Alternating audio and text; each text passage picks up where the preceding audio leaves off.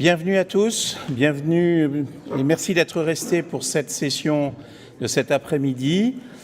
Ce que je vous propose, c'est que nous continuions notre voyage dans l'intelligence artificielle et que nous traitions, après avoir parlé des avantages et des inconvénients de l'intelligence artificielle, en tout cas des inconvénients juste avant le déjeuner, que nous traitions désormais des problématiques en relation avec la responsabilité. Alors après le déjeuner, c'est un peu dur, mais voilà, c'est un sujet dont il fallait parler à l'évidence. Je vous propose donc d'accueillir pour ce faire Janice Mulligan, qui vient de Californie, qui est très tendue par les élections américaines. Elle attend les résultats. Alexandre Cassart de Lexing, Belgique, et Raffaele Zallone de Lexing, Italie. Je crois que c'est Raffaele qui commence, c'est ça? C'est Raffaele. Mettez-vous d'accord. Ben, c'est Alexandre alors.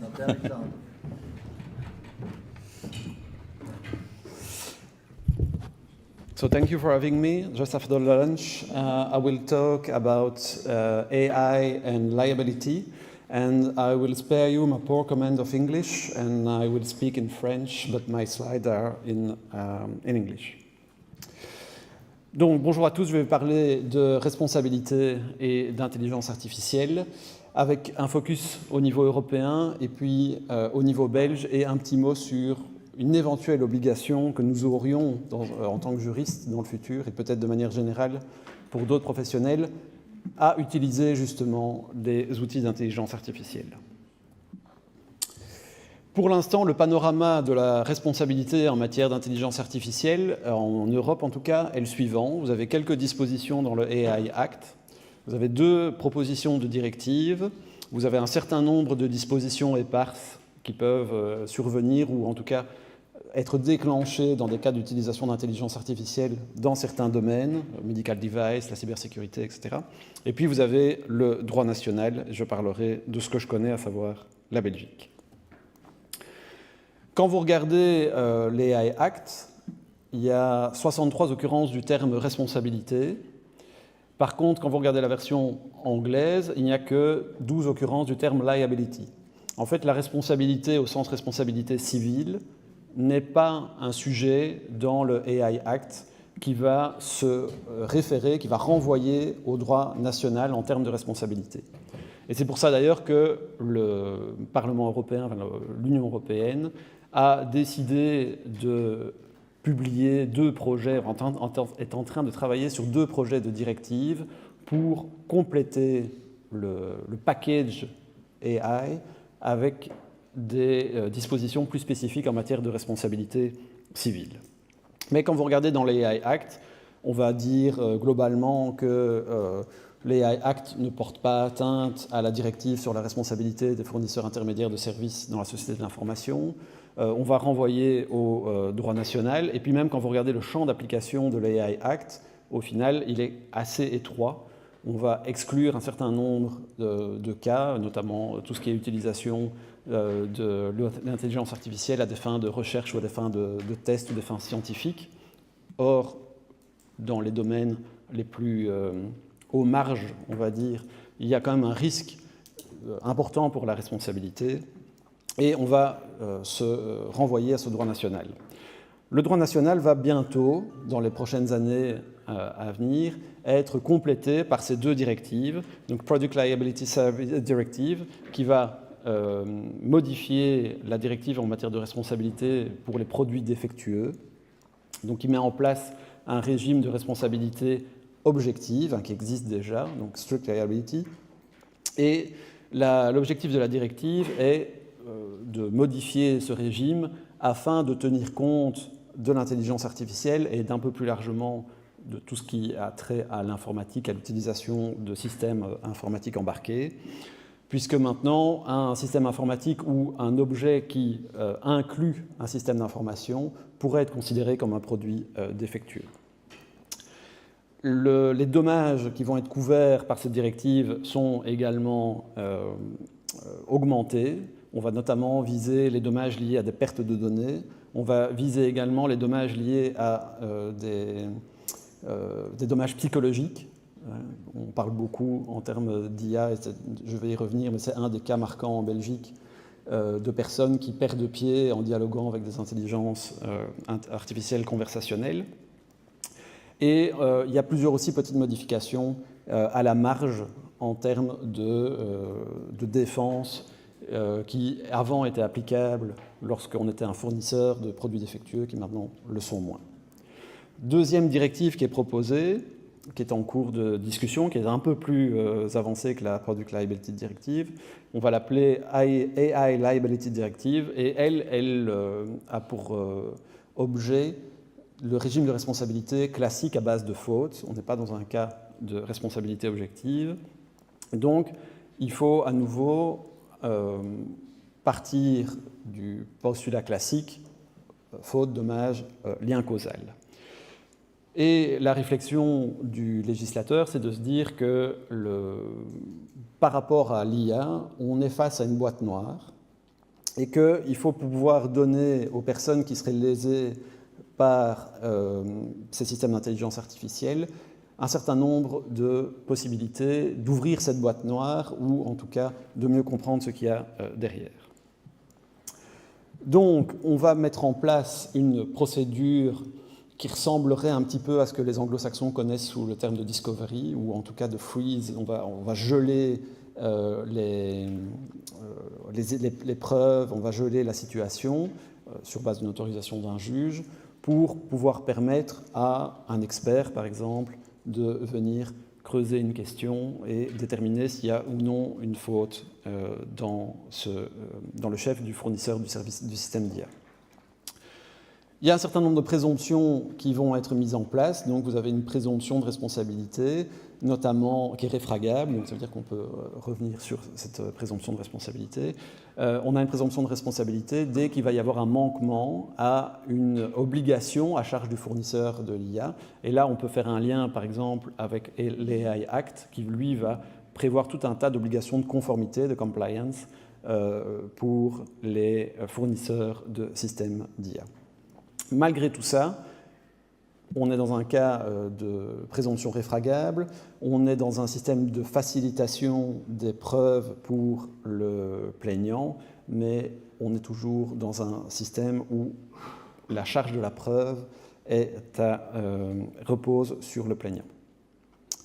Donc pour l'instant, ces deux projets sont toujours à l'état de projet, on verra un petit peu comment ils évolueront. Alors en Belgique, la Belgique est un marché qui est assez compliqué, donc on est un petit pays qui est divisé en deux parties avec des langues et des cultures qui sont très différentes, et ça ne facilite évidemment pas l'expansion de systèmes d'IA, et ça ne facilite pas la publication ça ne facilite pas la flexibilité et la rapidité de modification des lois, et ça ne facilite pas non plus la publicité des jurisprudences.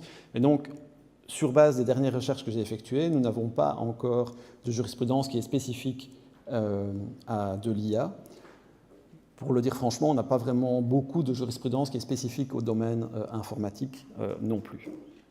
Il y a quelques affaires de faits divers qui ont impliqué l'intelligence artificielle. Le cas le plus qui a fait vraiment la une des journaux et qui peut probablement mener à une procédure judiciaire. C'est un homme qui était psychologiquement instable, qui a commencé à dialoguer avec une intelligence conversationnelle qui avait pour but de faire une sorte de psychanalyse où en fait le psychanalyste reformule ce que vous lui dites et vous le renvoie. Ça a évidemment entraîné l'homme dans une spirale infernale et il a fini par se suicider. Donc typiquement, dans le cadre du Product Liability Directive, on pourrait tomber dans des hypothèses de dommages psychologiques pour l'épouse ou pour la famille qui pourraient être couverts. Mais voilà, pour l'instant, on n'est pas encore là. Et puis franchement, on n'a pas encore non plus beaucoup de déploiements de systèmes d'IA qui ont un effet vraiment immédiat ou perçu en tout cas par les Belges. Quand des clients viennent nous voir en disant « Ah, on va faire de l'IA, on va faire de l'IA », en fait, la plupart du temps, c'est juste pour faire du marketing en disant « On fait de l'IA », mais les gens n'en font pas vraiment. Donc, quelques cas emblématiques à l'épreuve du droit national belge. Les voitures autonomes. les voitures autonomes sont pour l'instant largement interdites. Et de toute façon, le code de la route prévoit que le conducteur doit toujours rester en contrôle. Il y a certains déploiements que nous, on connaît, parce qu'on est peut-être un peu plus dans les coulisses, mais que le grand public ne connaît pas, de décisions autonomes dans le secteur bancaire ou d'assurance, aidées éventuellement au moyen de systèmes d'intelligence artificielle. Et en fait, pour l'instant, les compagnies ne disent pas qu'elles utilisent ce genre d'outils. Et au final, il n'y a pas beaucoup de différence par rapport à un algorithme traditionnel qui prendrait des décisions, qui assisterait à la décision. On a le droit d'appel pour les décisions qui va être prévu dans le AI Act. On a également le droit d'appel qui est prévu par le RGPD. Et en matière médicale, à nouveau, c'est toujours le médecin ou l'hôpital qui est le premier responsable. Par contre, ce qui est intéressant et ce qui pourrait déjà être utilisé dès maintenant sur base de la législation, c'est renverser la situation en disant est-ce que, en tant que professionnel, vous ne pourriez pas être tenu responsable de ne pas avoir utilisé ou de ne pas avoir suivi les prescriptions d'un outil d'IA. Alors, il y a déjà plusieurs cas.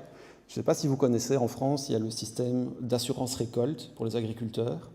Donc les agriculteurs prennent des assurances pour couvrir les dommages liés à certains événements qui peuvent survenir.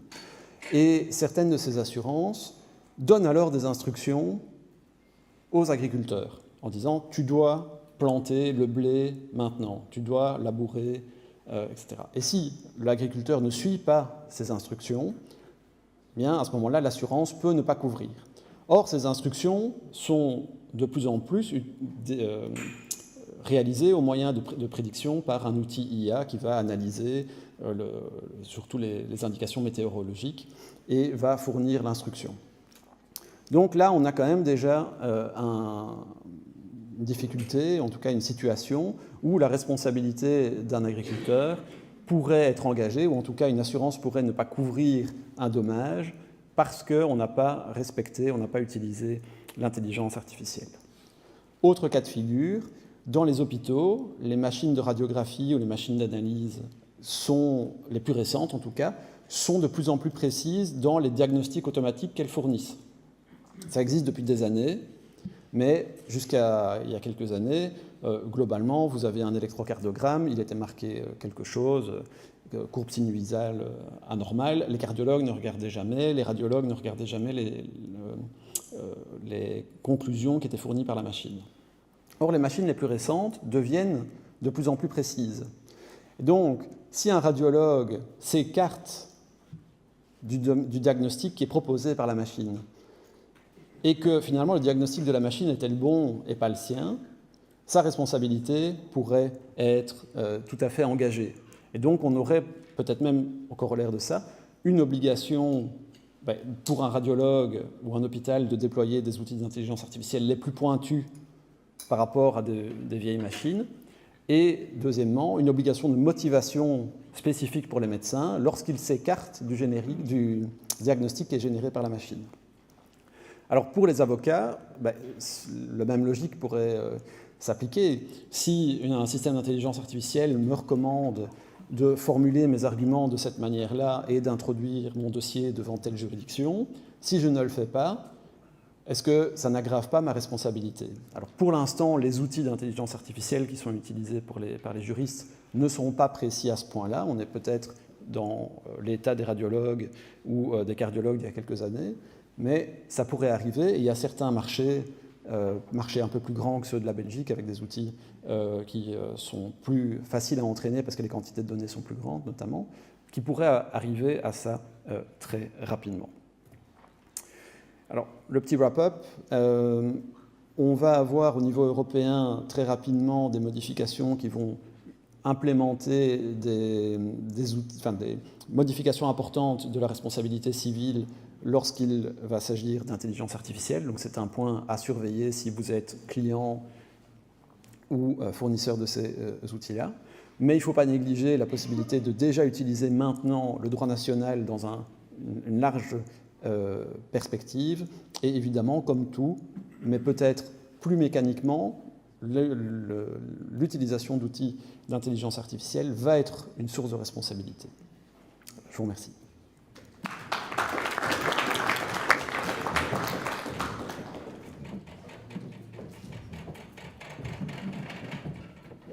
I'm making the earth move like California earthquake. So, good afternoon. As you have heard, I am a California lawyer, trial lawyer by training.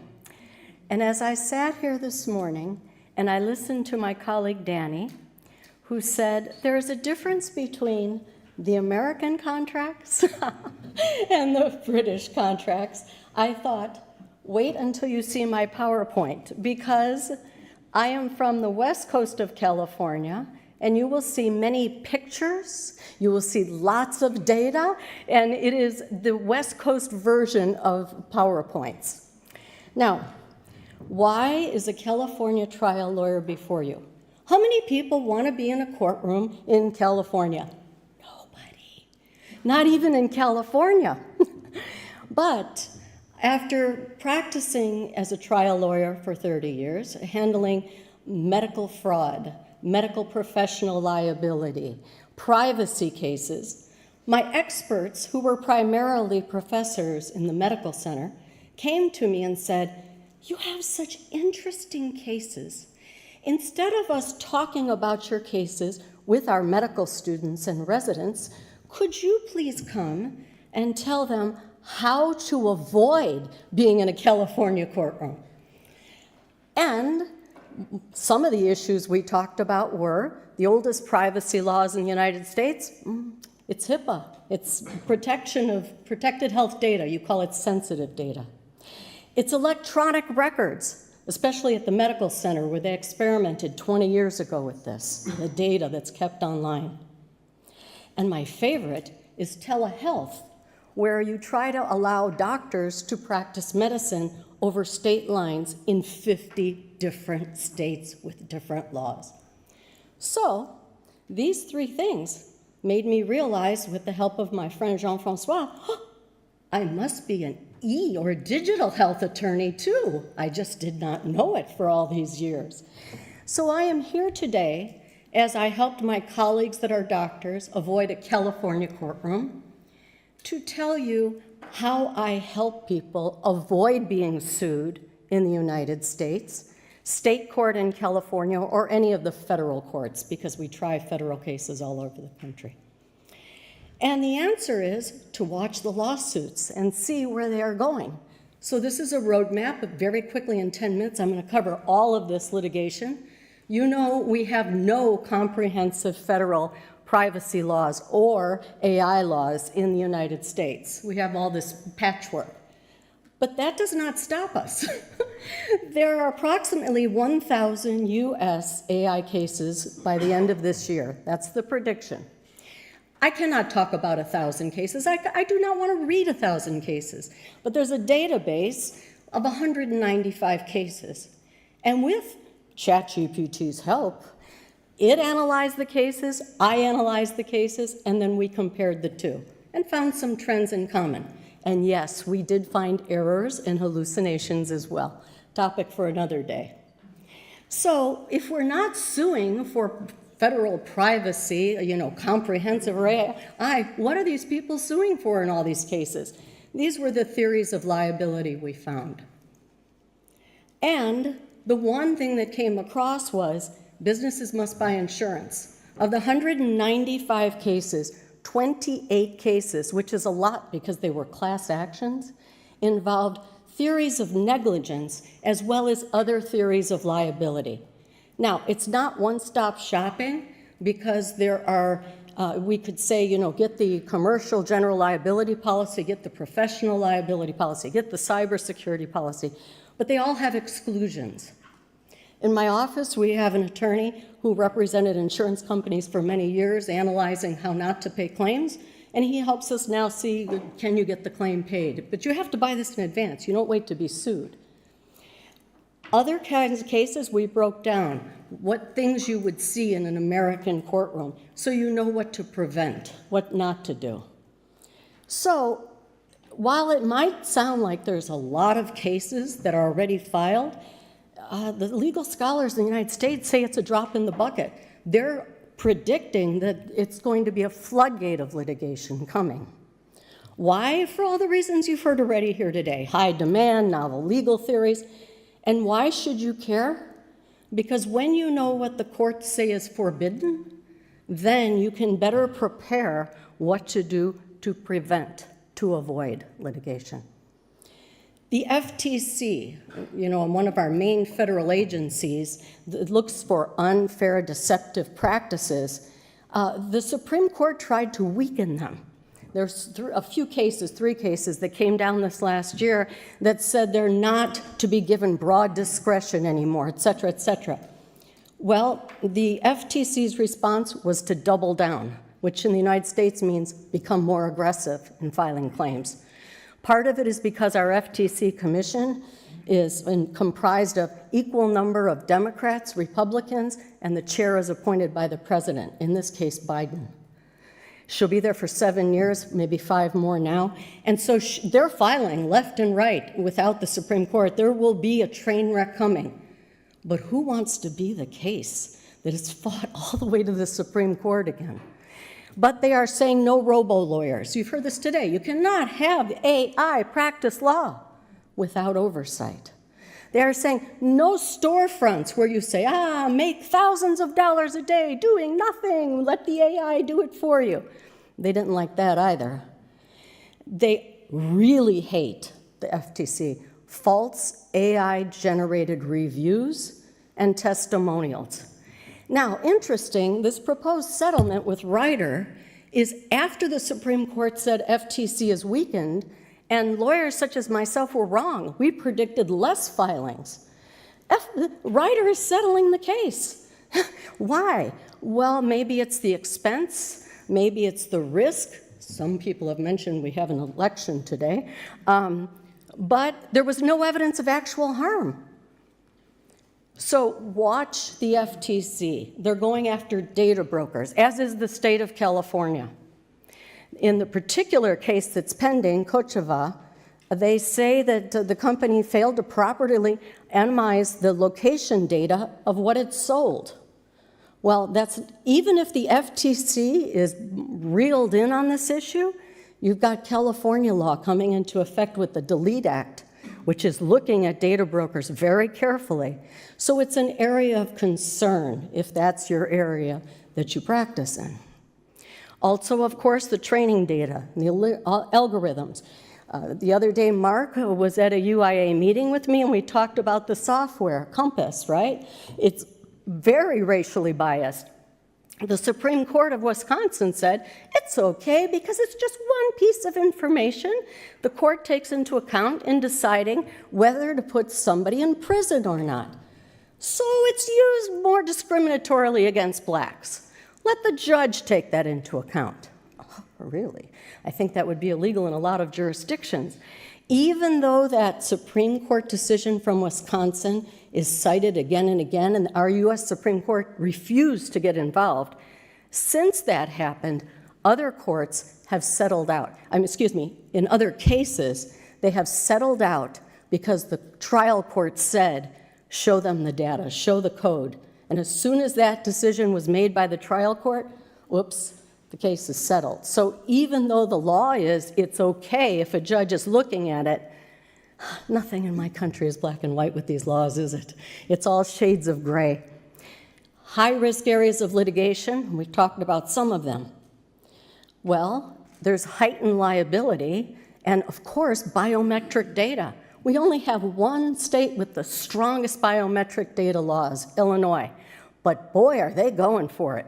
And there's some other states that have joined in that have legislation pending. So that's a big one. You can't change your biometric data if somebody steals it, right? This is it.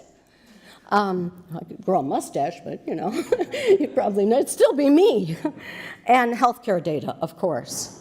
So biometric data, significant privacy penalties, class action lawsuits. Even if you're not doing business in Illinois, it'll come under the privacy statutes in some of the other states, including California. Other themes, lack of consent, lack of human oversight, incorrect identification, all dealing with it. Then, of course, Clearview. Somebody already talked about that today. In the US, I think there were like 16 lawsuits. They paid out $50 million US just for 4. It's biometric privacy class action lawsuit. But what is interesting and why I have that on the screen is because the company threatened to go bankrupt. Yeah, $50 million US, one lawsuit, and you got a lot more coming. But the payment is made in the form of stock in the company. Oh, so now the victim has an interest in the company succeeding, so they get paid. Clever resolution, but wouldn't you rather avoid it at all and keep your stock? I think probably yes. Not only are they looking for money and stock, ownership, but at least 16 of those Clearview lawsuits, there's permanent ban on them selling or granting access to the data they have. Deletion of the facial vectors. It's not a unique case. Weight Watchers came shortly after that and is pending. In that case, they made a big mistake. They took children's information. We may not have consistent, strong laws yet in the United States, but there is the Federal Children's Online Privacy Protection Act. It only applies to children under 13. California has tried to have legislation for much older children, and parts of it keep getting stricken down. We will see. If what happens in today's election could help us to determine the outcome on this issue. And then, of course, near and dear to my heart, healthcare data. We could go on for days just about this, but 2 cases of interest. ADMT software. It streamlines the prior authorization needed in my country to get approval for medical treatment. Too bad it's just an algorithm, and if the person's application for treatment does not fit into the algorithm of what is allowed, who cares if the doctor says it's needed, and that's the treating doctor? Who cares if ADMT does not have a doctor or even a nurse looking at it? The algorithm says no, the answer is no. Until, of course, there's a lawsuit. And there's 2 of them pending, one against Blue Shield and one against Humana. Then we've got Pixel. Has anybody heard of the Metapixel litigation? Yeah, some of the lawyers are saying yes. So, they put these little tracking codes in the website to gather and share data. And smart Meta has a good policy, privacy policy, good terms and conditions, good contracts with the 664 hospitals it sold the system to. And Meta's policy and contracts say that it will configure the pixel in different ways, and that the website owner, the hospitals, can reconfigure it so that less data is shared. And they warn them in their policies, do not use this with sensitive data, even though they're selling it to the hospitals, yeah? So who do you think gets sued and recovers?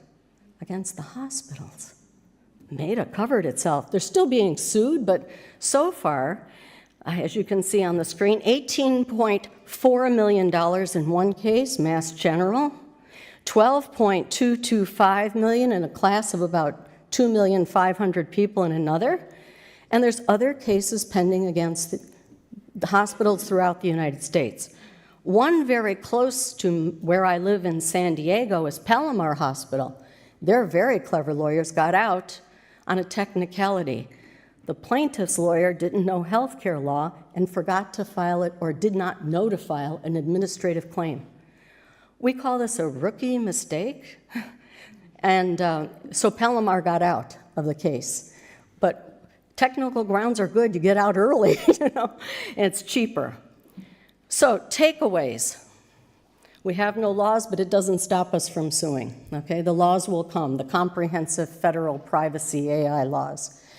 Get insurance if you're doing business in the United States, but watch what you get. There are exclusions, and it's not one size fits all.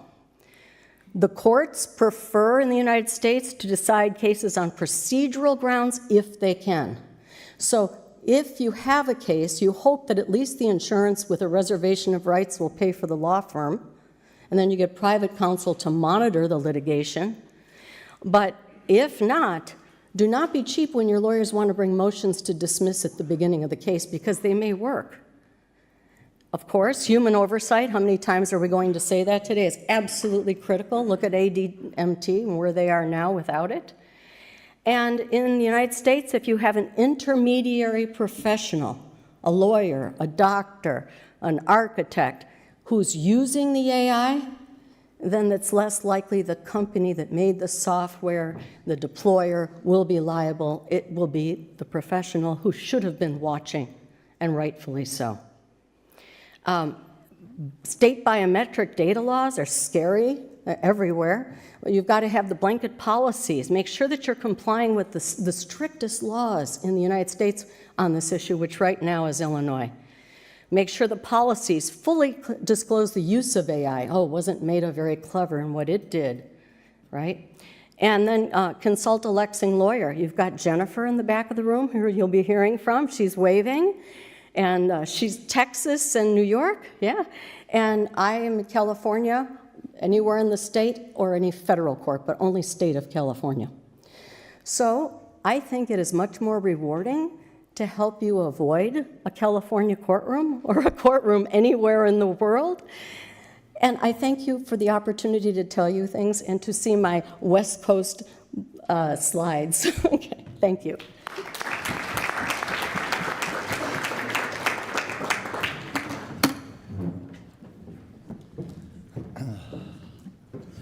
Et bon après-midi à tout le monde. Je vais essayer de faire ma présentation en français. Je m'excuse d'abord pour les bêtises que je suis en train de faire, mais je vais essayer quand même. Alors, je vais parler des obligations et les responsabilités dans l'emploi. Parce qu'on a entendu aujourd'hui Denis qui disait la perte d'emploi, c'est une des conséquences les plus naturelles de l'utilisation des AI. Okay?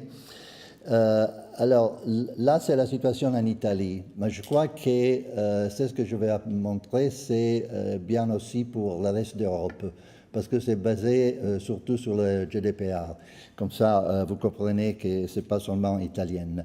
C'est que cette italienne, cette loi de 2022, avec l'obligation de l'employé d'informer les travailleurs sur l'utilisation d'un système de decision-making automatisé, soit in the hiring moment, soit aussi dans l'emploi. Surtout parce que l'intelligence artificielle s'est utilisée beaucoup par l'HR, surtout dans la recherche de personnel. Okay? Qu'est-ce que sont les informations qu'il faut donner? La finalité, la logique et la modalité opérative du système. Qu'est-ce que sont les données qui sont utilisées, les paramètres utilisés, les mesures de contrôle et s'il y a des processus de correction, c'est-à-dire s'il y a une supervision humaine et surtout s'il y a des potentiels de discriminatoire dans l'utilisation des IA. Et selon la GDPR, l'employeur doit performer une analyse d'impact. Okay? Eh bien, qu'est-ce qu'on dit les cours? Parce qu'il y a déjà des cas. Alors, le premier cas, c'était le Conseil d'État, c'est-à-dire c'est un cas administratif. Un concours pour la place de directeur scolaire où les critères pour la décision, ce n'était pas clair. Parce que c'est décidé par l'ordinateur, c'est décidé par les logiciels. Et personne ne savait pas qu'est-ce que c'est la logique, qu'est-ce que c'est l'utilisation et tout ça. Et conclusion, même si l'administration, il doit être dans la possibilité d'utiliser l'intelligence artificielle pour améliorer les services aux citoyennes, mais la manquance de transparence, c'est quelque chose qui n'était pas possible et que c'est contre la loi. Même année, cette fois, c'était les services de livraison de viande, de nourriture, tout ça. Eh bien, les services, c'était utilisé avec un système qui s'appelle SSB, Self-Service Booking, c'est-à-dire le rider va prénoter son slot pour la journée avant, et s'il doit expresser cette réservation pour n'importe quelle raison, ça le pose dans une situation pire respect à les autres. Mais l'employé, il n'a jamais expliqué ce que sont les paramètres qui sont utilisés et c'est quoi les mécanismes qui donnent la possibilité à quelqu'un de travailler beaucoup plus que les autres. Parce que le résultat, c'est ça.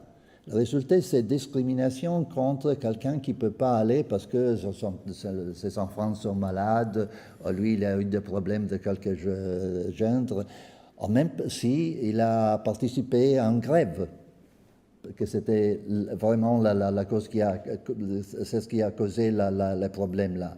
Et la décision, c'est un système discriminatoire, et comme ça, ce système ne peut pas être utilisé.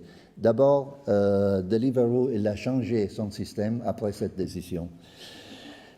Troisième et dernière, que c'est plus récente, c'est la Cour de cassation. C'était un cas devant l'autorité pour la protection des données. C'était un système de scoring pour évaluer la professionnalité de certains professionnels. L'autorité, il n'avait pas permis ce système. La Cour de Rome, il avait accepté le recours contre la décision de l'autorité. Et la Cour de cassation, il a dit c'est quelque chose qui doit être basé sur le consentement. Et le consentement soit d'être informé. Et pour ça, si cette obligation, c'est pas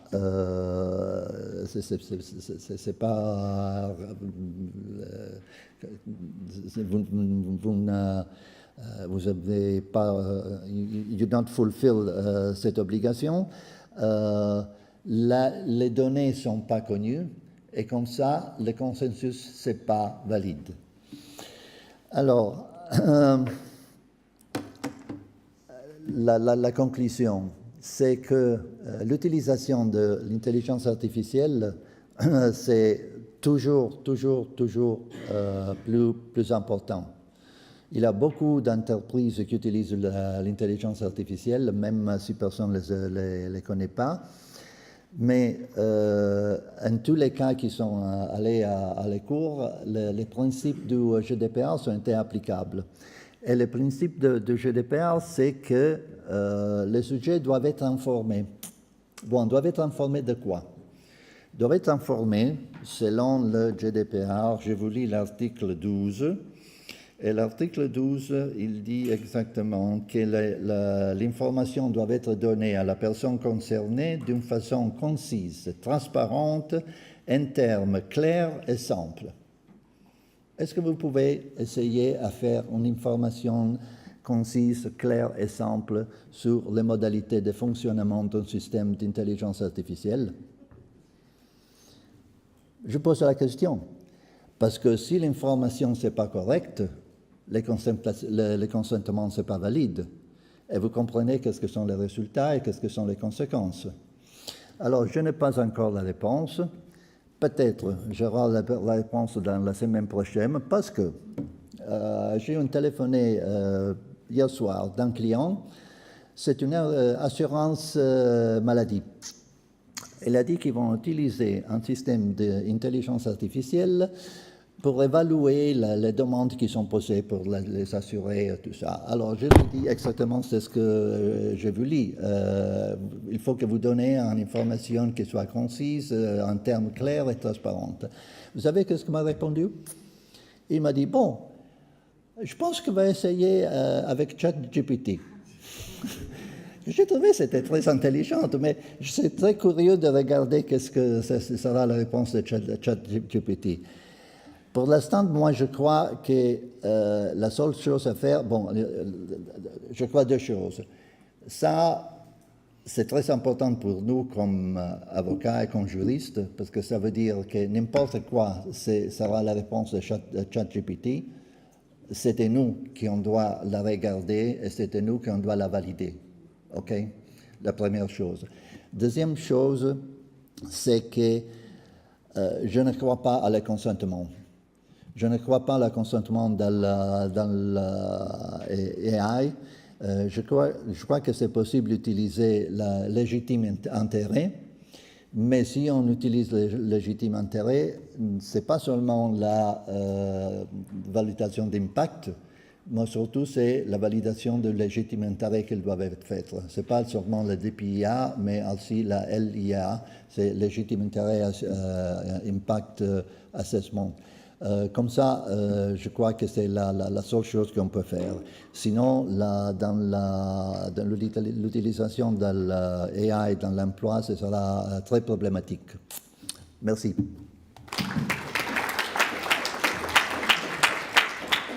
Merci beaucoup, Raffaele, et merci beaucoup à tous les trois. Thank you to all three of you because of this very interesting issue, which is responsibility. We see that nothing is really clear in terms of responsibility, and that the overlap with GDPR is not clear as well.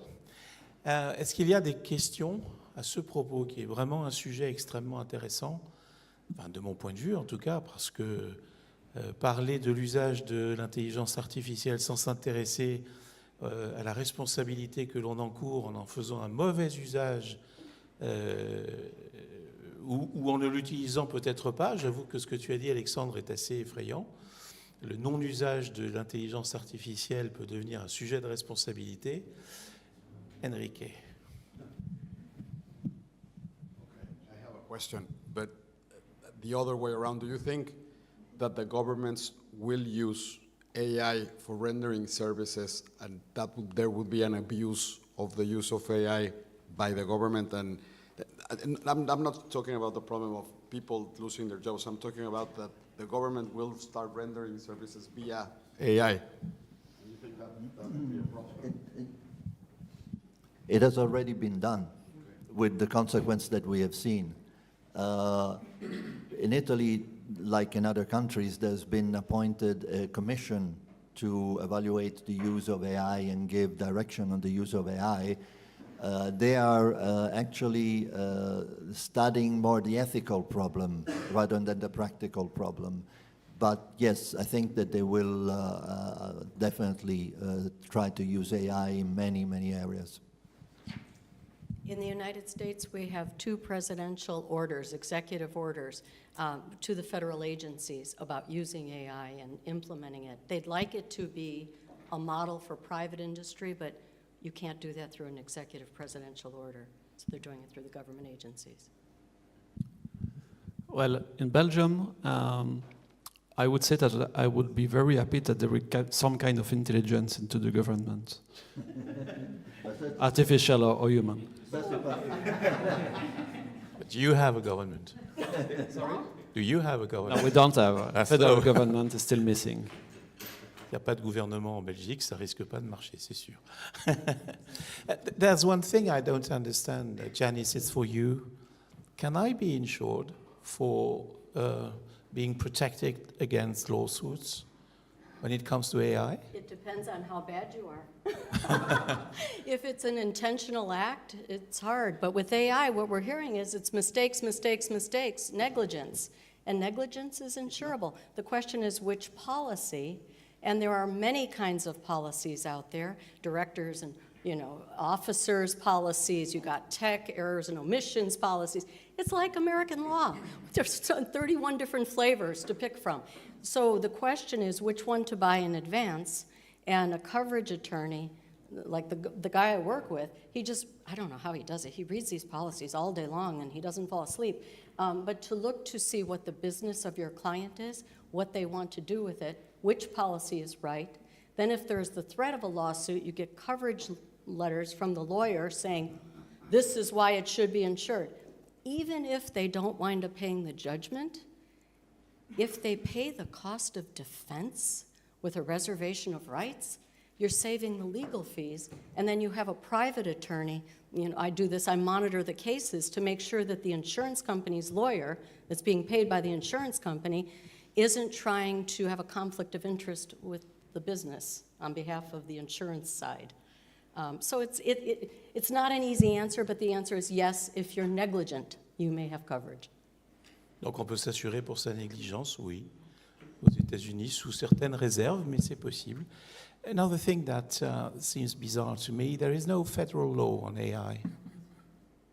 How can FTC sue companies without having any legal basis or federal legal basis? Il n'y a pas de loi fédérale sur l'intelligence artificielle aux États-Unis. Alors comment est-ce qu'on peut, comment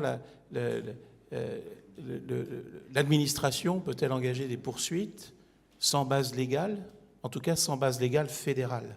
Have you ever heard the adage, old law is good law? And in the United States, that means they take the laws that were written consistent, like the FTC Act says, Section 5, no unfair or deceptive trade practices. Well, you could see how you would fit that into something that's being done by a business. So they use these other laws to bring the cases. But we agree, it would be better to have something like GDPR, but you may have noticed my country's not getting along right now, and we can't get a lot of legislation through, even to pay the budget for the government. So we will see what happens later today. Donc il n'y a effectivement pas de base légale spécifique à l'usage de l'intelligence artificielle, mais l'administration s'appuie sur d'autres textes et par extension, elle se base sur ces textes-là pour poursuivre les entreprises dans le domaine de l'intelligence artificielle. Est-ce qu'il y a d'autres questions? Any other question? No? Okay, then thank you very much.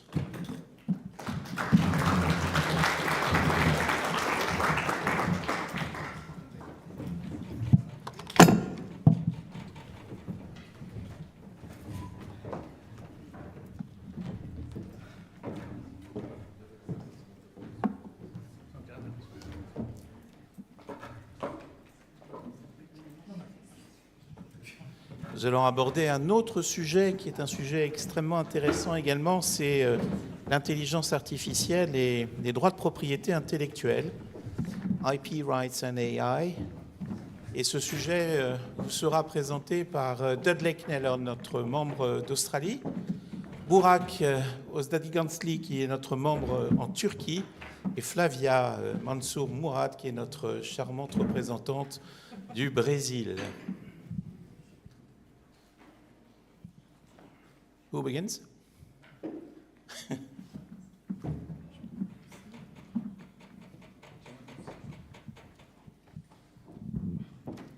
Perhaps to the slideshow.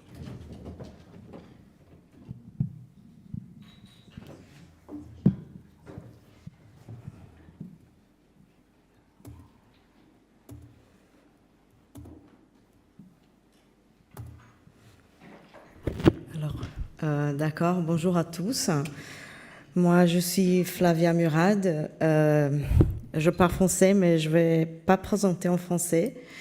Je vais présenter en anglais à cause de mes collègues. Donc, ma présentation est toujours en anglais, donc c'est plus facile pour moi aussi.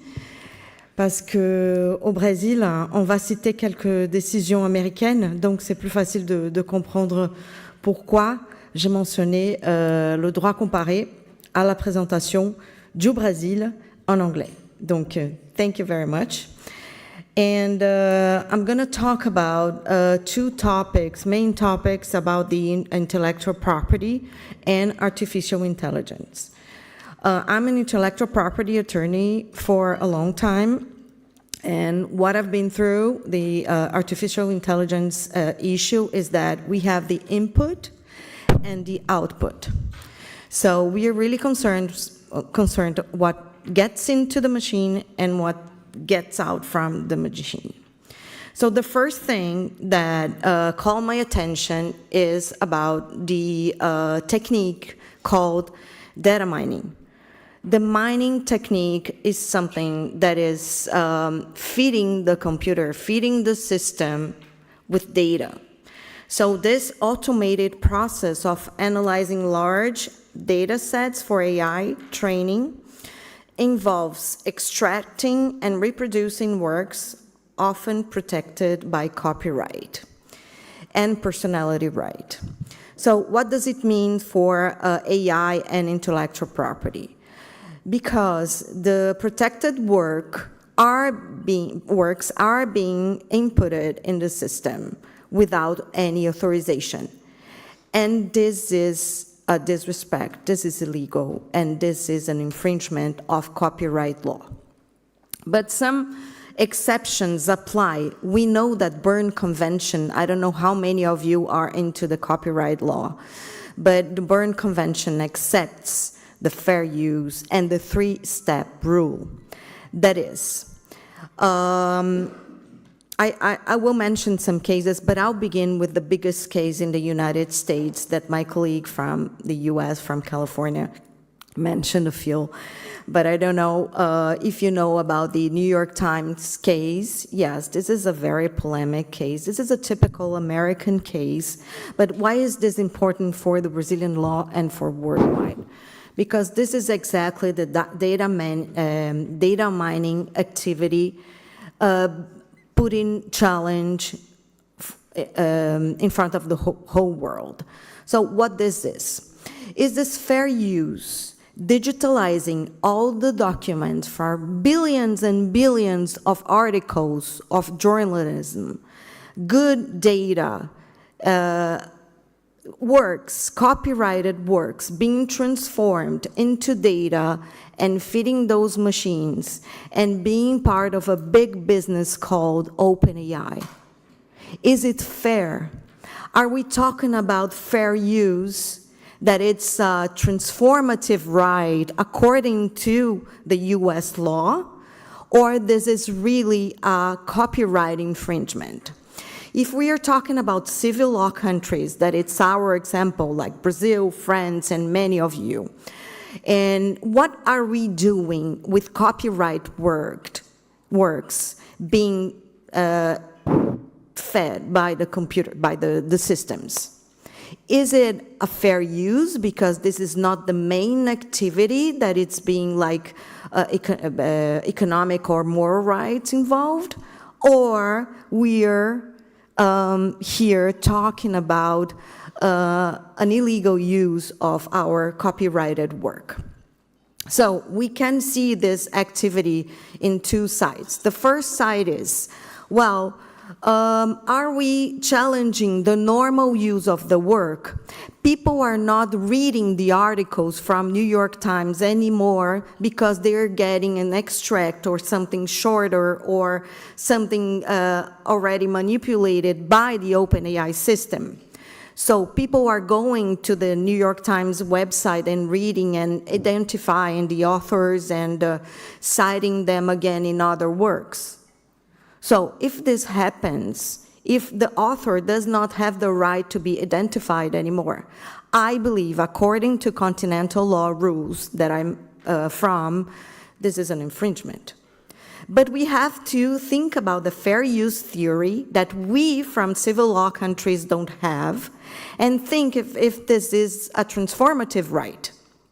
So transformative right, it's something that was not provided originally, that they are transforming the way of doing business in another kind of business, that is transforming works into data. This is open for discussions. This is a very polemic case, but I can try to answer as per the Brazilian perspective, that it's the same French perspective, I believe. If you reproduce an article that is protected by copyright, this could be an infringement. Even though you were not, because this is an economic right, you were earning money with this. Unless you are not, you're giving access to culture, to information, and whatever is a really fair use according to Berne Convention. Okay. But can we reproduce part of the article? Can we do that?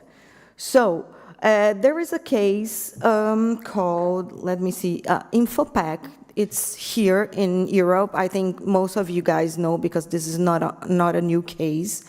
So it was also treated as an infringement because the deployer and developer would be responsible for reproducing even small parts, because those small parts of the works were intellectual expressions really protected by copyright work.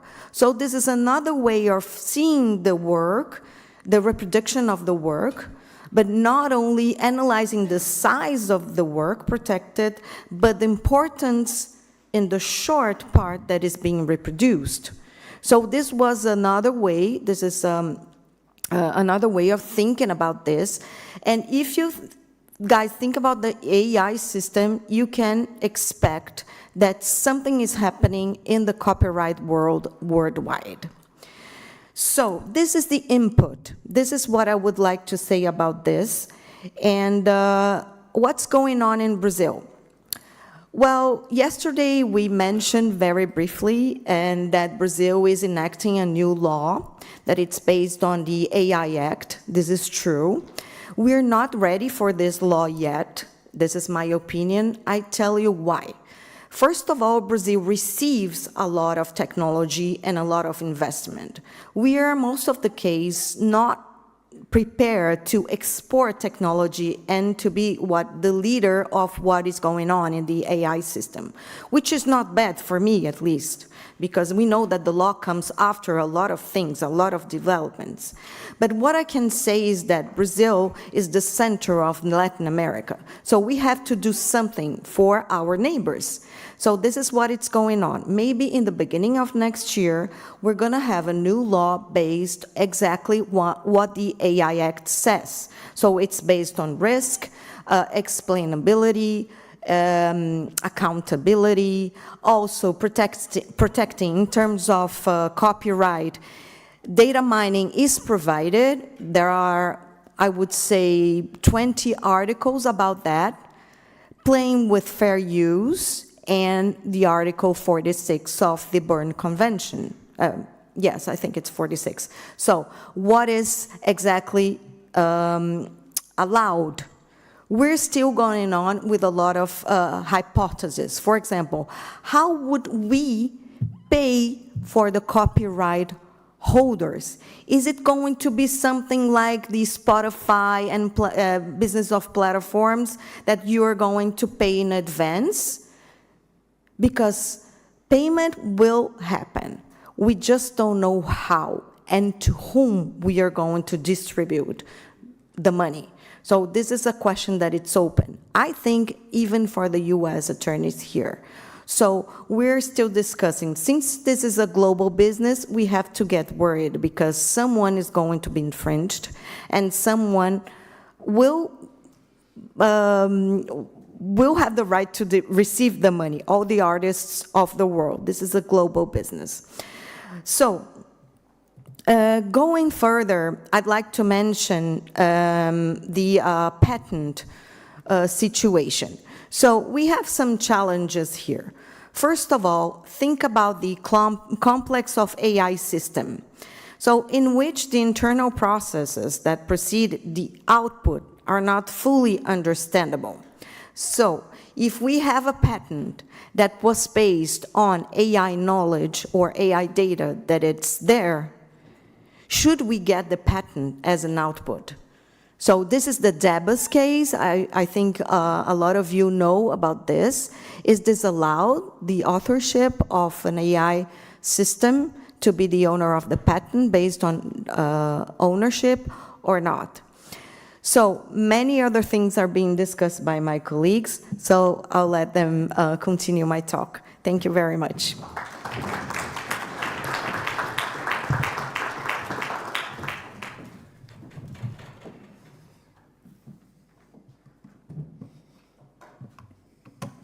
Good afternoon.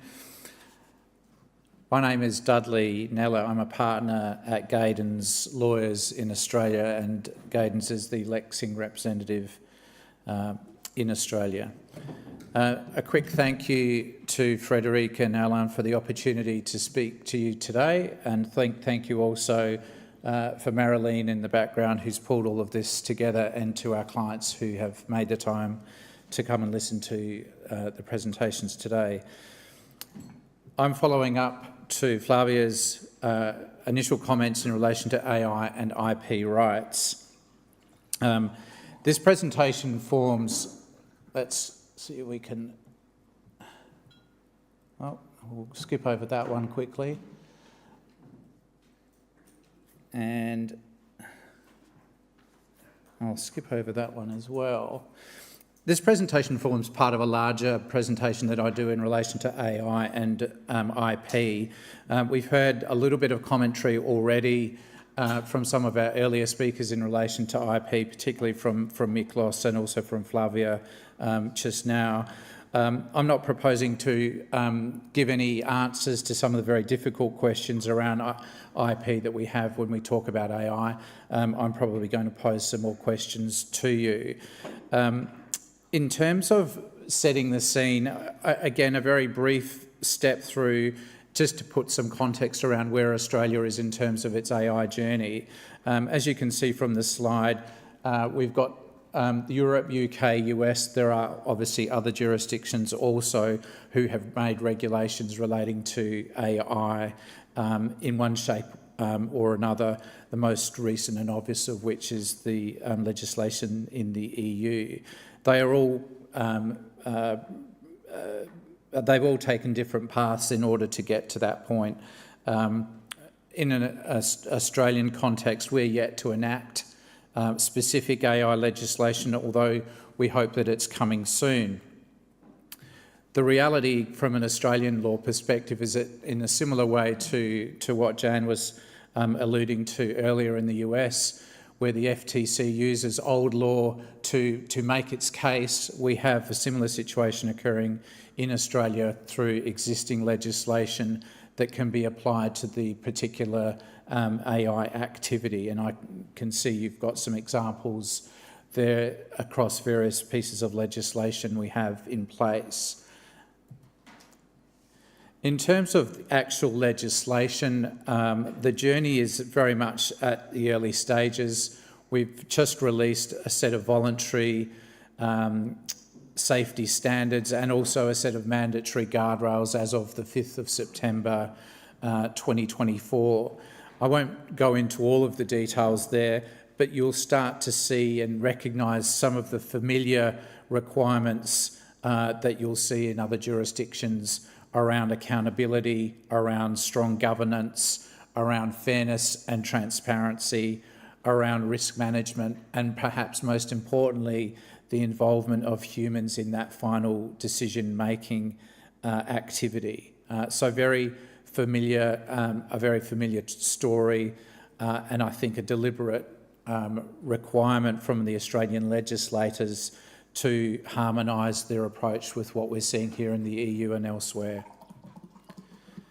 Specifically around IP, and I apologise it's taken me 5 slides to get to IP, but here we go. Guardrail 3 specifically addresses IP considerations. First and foremost, data management and IP. So ensuring through the guardrails that processes are implemented to manage data usage rights appropriately, including beyond IP to extend to privacy and contractual rights. Data provenance, again, a theme we've talked about and heard from our earlier speakers today as well, understanding where those sources are coming from, the quality and ownership of that data being used to train AI systems. And perhaps stopping briefly to talk about the point raised in Miklos's presentation earlier, garbage in, garbage out. The fundamental success or otherwise of an AI platform rests entirely on the quality of the information that's being put into that platform. That is why the issue of who owns those initial inputs, whether appropriate consents and licences have been obtained is so important and poses so much risk and potential liabilities to all parties involved. The additional considerations from an Australian perspective include having regard appropriately to Indigenous data sovereignty, ensuring that the IP rights relating to Indigenous data is considered, and finally ensuring there are adequate contractual obligations. So again, ensuring that contractual obligations relating to data quality, privacy, IP requirements in contracts are included to safeguard IP rights. This is all very good and well. This is all theoretical at this point because this has not been implemented into legislation, and there is a big leap between what we see here written on the screen to what we actually will see in practice, as we all know through some of the case law that's coming out of the US in particular. I don't propose to go through the details in relation to the Getty Images case. Most of the case law we have seen has been generated in the UK and US in particular. We don't have any specific examples in Australia to speak about. The challenges in relation to some of the key legal issues, particularly around this case, relate to the fact that a lot of the inputs into the platforms and tools to begin with are done in such a way that they're done on a confidential basis or trade secret basis. So it's very difficult from an evidentiary perspective to demonstrate where the infringements occurred. The other big challenge is that these tools, these platforms are used across the world. They're used in multiple jurisdictions. So being able to identify the specific infringement, where that's actually occurring, again, is important. It's in fact critical in order to mount a successful case. The challenge, and we heard from our earlier speaker about the fair use defences and other available defences, are that those fair use defences vary across different jurisdictions. So where you may find as a plaintiff you have strong case to argue that an infringement has occurred, defendants will look to those friendly jurisdictions where they can adopt a fair use defence or similar defence to bat back or reject that, that case. So I guess the message here is these cases are critical, they're important, they're challenging, they're complex. We're very much at the start of this litigation, and we're expecting it to increase, not just in the US, but also broadly across the UK and Europe and Australia also. I'll skip over that because I'm just conscious of time, and that one we've talked about. So I'm going to leave you to it and pass across to my next speaker. Thank you for your time.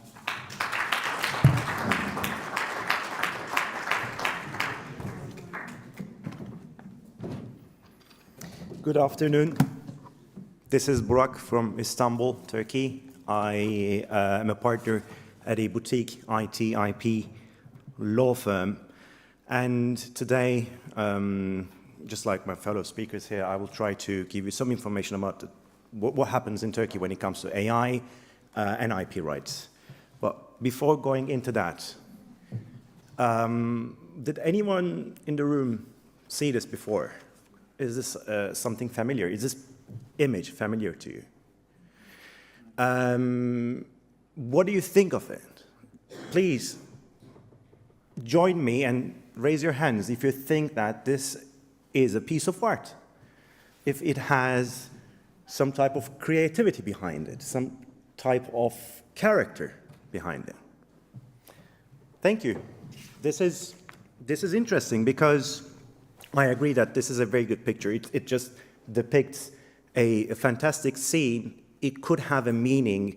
It could have something that's, personally that I could connect to, and there could be an author behind it. But the author or the artist of this is the AI Midjourney. And this picture has won the Colorado State Fair Digital Art Competition in 2022. It was created through the use of AI platform Midjourney, which specializes in image generating. And the author, let's say the artist, together with Midjourney was an individual named Jason Allen.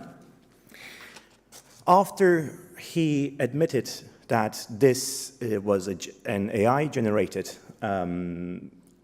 image, this, of course, fueled a big discussion as to can AI create something, or can, excuse me, can creations made by AI be granted any type of copyright protection? Now, in the US, the artist Jason Allen requested copyright protection for this work of art, but the US Copyright Office rejected this because the involvement of AI into the creation process was too much. Of course, we don't have a measure of how much AI was used, what's the involvement of the artist or the person itself, or what's the involvement of the AI. But this personally shows me something. AI creates a lot of opportunities and brings a lot of challenges. I mean, someone who is a painter or who has a good eye for art can understand that this is an AI-generated image. But for the average eye, just like mine, I would say, this is a great piece of art. I guess a lot of time has spent on this, and there's a personality behind it. So, back to the discussion whether a creation by AI can be subject to or be granted copyright protection under Turkish law, of course. Now, before going into that, I would like to mention that Turkey is a civil law jurisdiction, a continental civil law jurisdiction, and we're, of course, member to Paris Convention, Madrid Convention, and Berne Convention. So our IP law is very much harmonized with Europe. And what we call the creation under the IP law is basically work. This could be a piece of art, this could be a scientific or literature work, or any type of art. And for any type of creation to be called a work or classified as a work, it must bear the personal characteristics of its creator and must be the effort of, the final effort of an intellectual effort. It must be regulated by any of the works regulated by the law. It could be, like I said, fine art, cinema, music, literature, science, a software, a database, or anything like that. So, what is meant with personal characteristics of the creator? Well, it is discussed that there is a spiritual bond, or there is a strong bond between the work itself and its creator, especially in fine arts, right? And the art or the creation, the work itself, is a part of the artist that creates it. So it must contain the creator's personal creativity. It must be subjective to him or to her or to the artist. It must reflect the author's personality, and it must bear the personal mark or the signature of the author, basically. And now to the question, who can be an author or an owner under Turkish law? The work, as I've defined before, must be the product of an intellectual effort by an individual, a natural person. According to Article 8 of the IP law, the owner of a work is the one who creates it. And, like I said, the creator can only be an individual. The author can only be an individual. Only natural persons can create works, and legal entities cannot be the owners of a work, but just like everywhere else, they can only acquire economic rights after the creation of the work via assignment or right transfers. Since only natural persons' creations are accepted as works under Turkish law, creations by AI, unfortunately at least for now, will not be protected as a work in Turkey. Therefore, that beautiful piece of art that I just showed you is not subject to any type of protection under Turkish law for now. And of course, this is something that I think at some point we have to discuss deeply, whether we will grant any type of personality to AI, or whether we should have a level of measure where, if AI is 20% used, but there is 80% personal involvement in creation of an artwork, maybe it should be subject to copyright or any type of protection.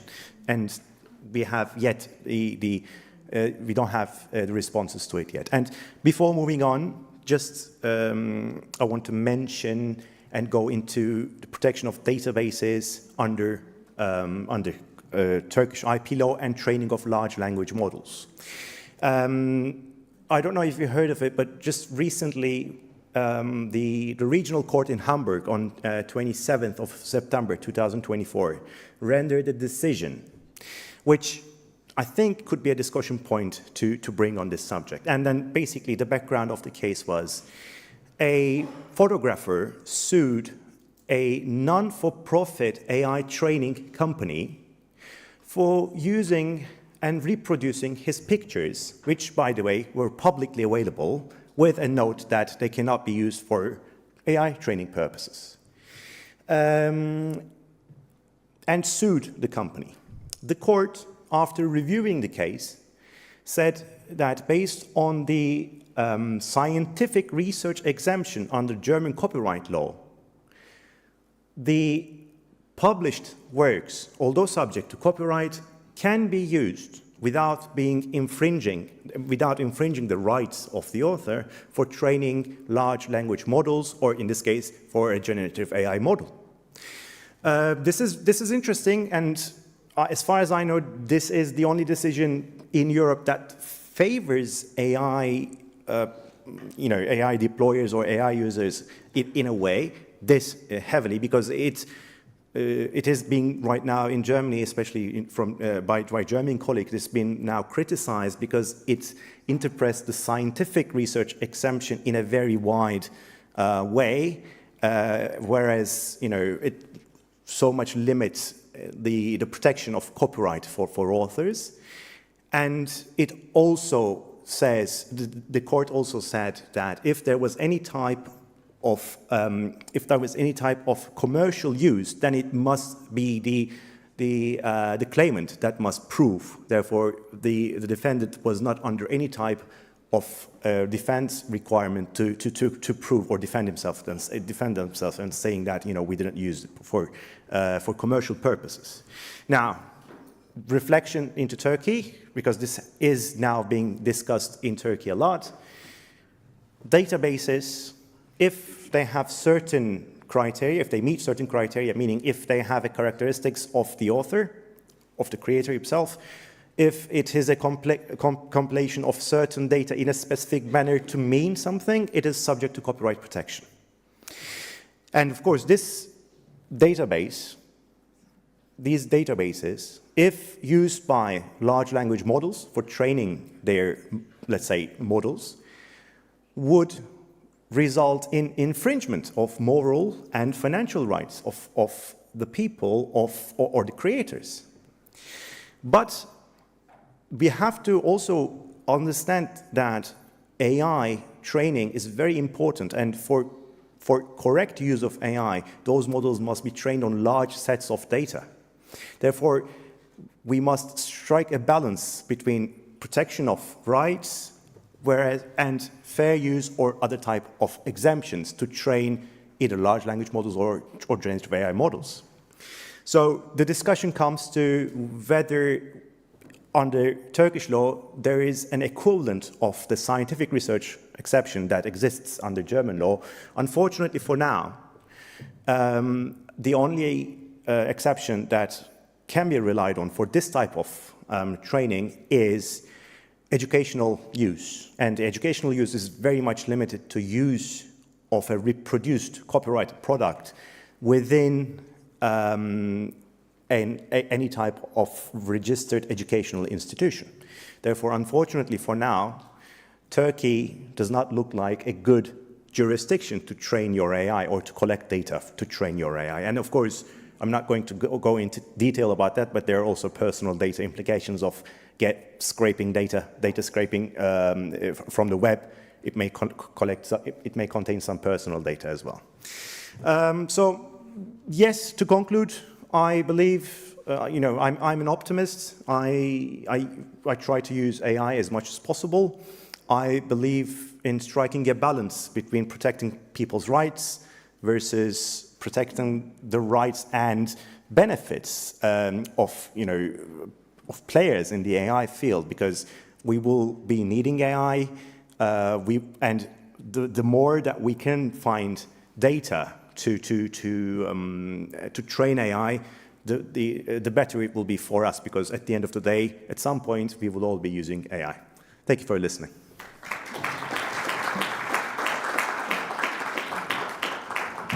Thank you, Burak. Thank you, Dudley. Thank you to you, all of you. I'm pessimistic. At least I would not like to be an LLM operator, because when I listen to all what could happen to me, whether in all of the jurisdictions that you're representing, I should perhaps sell vegetables or something else and not be an LLM operator. As we are running out of time, what I suggest is that IP, which seems to be an issue, we heard of IP this morning, we have IP consideration as well when it comes to responsibility, and we had now a presentation about IP issues. I suggest that we talk about that during the coffee break, and that we come back here in 15-20 minutes. On fait la petite pause. Je vous propose de reparler de ces problématiques de droit de propriété intellectuelle dont on a déjà parlé ce matin, qu'on a vu tout à l'heure avec le sujet de la responsabilité et qu'on vient de voir également aborder plus directement, qu'on parle de tout ça pendant la petite pause et que nous nous retrouvions ici dans une vingtaine de minutes. Je vous propose que nous reprenions nos travaux pour cette dernière partie. I suggest that we start again for this last part of the conference, to have a presentation made by Winnie Chang from Lexing, Singapore, and John Giles from Lexing, South Africa, about AI compliance and trust. So please, Winnie. So Winnie is one of our most recent members, and I thank her for having made this travel to Paris for the first time. Thank you. Thanks, Frederick and Ellen, for inviting me to this amazing conference. So I'm Winnie Chang, a technology lawyer from Orion W., a Singapore law firm. So together with my fellow panelist, John Giles, we are excited to talk to you today about a topic that's incredibly important in our rapidly evolving digital world, AI compliance and trust. So having attended, many insightful sessions earlier today, we have seen firsthand how crucial it is to ensure that our systems, AI systems, are not only innovative, but also compliant with regulations around the world, and also trusted by the public. As you know,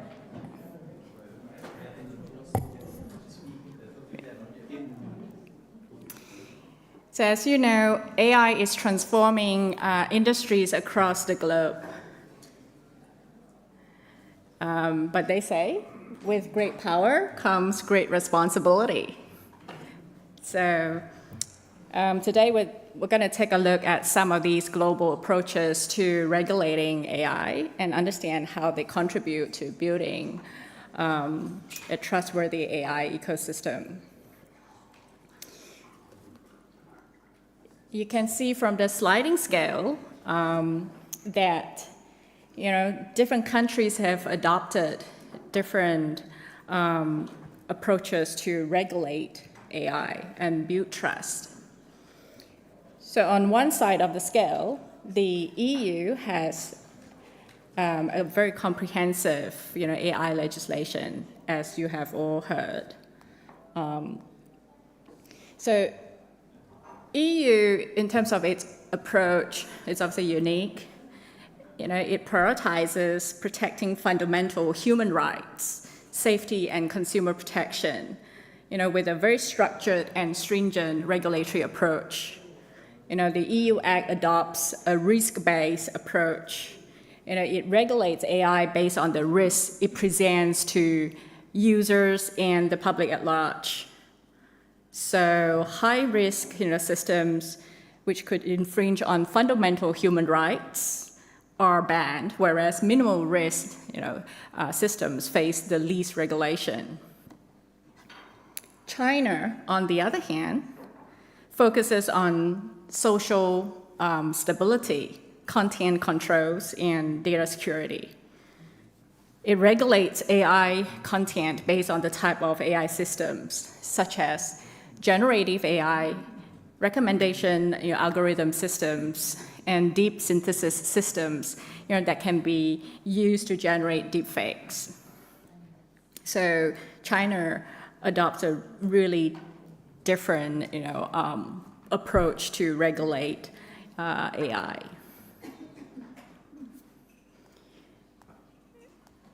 Whereas the US champions innovation, economic growth, and civil liberties. As you have heard from, Janice's, talk earlier, the US, currently regulates, by sector. So it adopts a very sector-specific approach at the moment. And it does have the very famous kind of NIST guidelines as well. The National Institute of Standards and Technology, NIST, has issued guidelines and best practices in developing safe and secure and trustworthy kind of AI systems. Other countries, such as Singapore, approach AI regulations in a different way. So we rely on existing legislation currently and voluntary guidelines to promote the responsible use of AI. We have our existing kind of baseline personal data protection legislation that protects personal data. We also have sector-specific laws and guidelines that will allow more oversight over AI in finance and healthcare. So through the model AI governance framework, Singapore has released guidance on best practices for private sector organizations that wish to deploy AI solutions. So the way the voluntary framework works is that it does focus on transparency, accountability, and fairness, aligned with global standards and approach.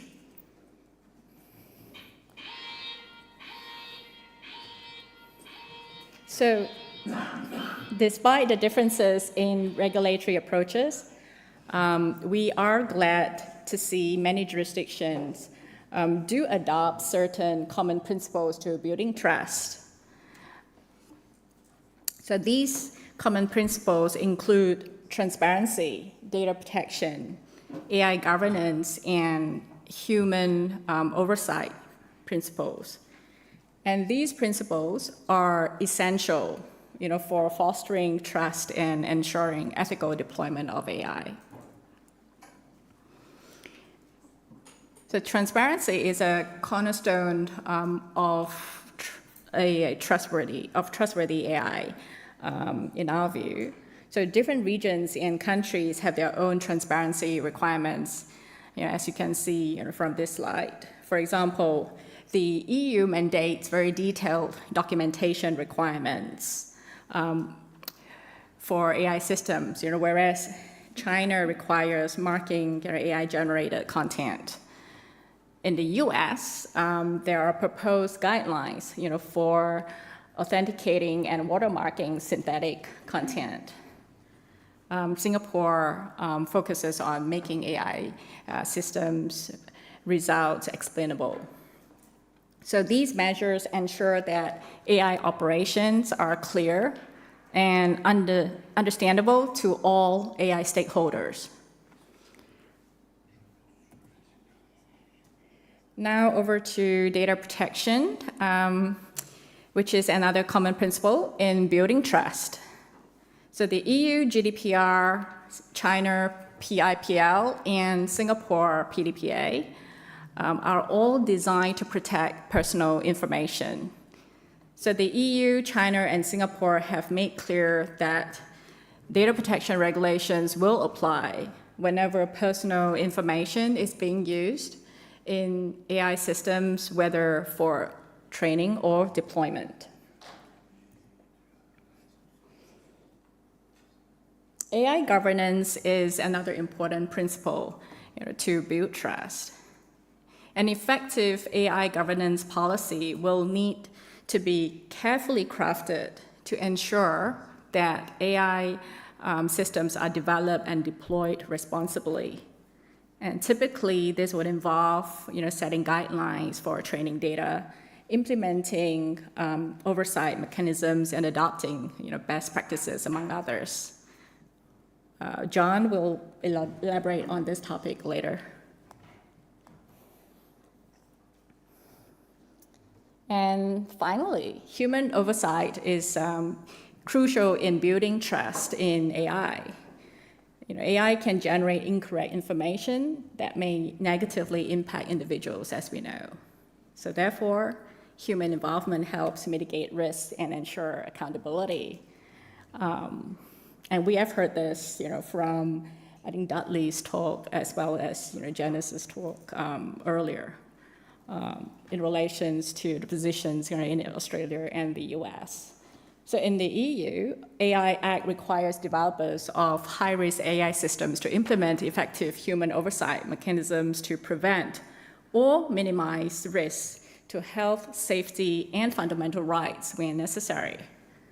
Similarly, in Singapore, a model AI governance framework calls for AI developers to consider and implement human oversight systems to minimize the impact of errors and mistakes, especially when the outcome may be detrimental to individuals. So generally, the higher the severity and probability of harm from a particular AI decision, the greater the level of human oversight is required. So by maintaining a human-in-the-loop approach, hopefully, our future AI systems will be able to operate in an ethical manner and more aligned with our societal values. Thank you.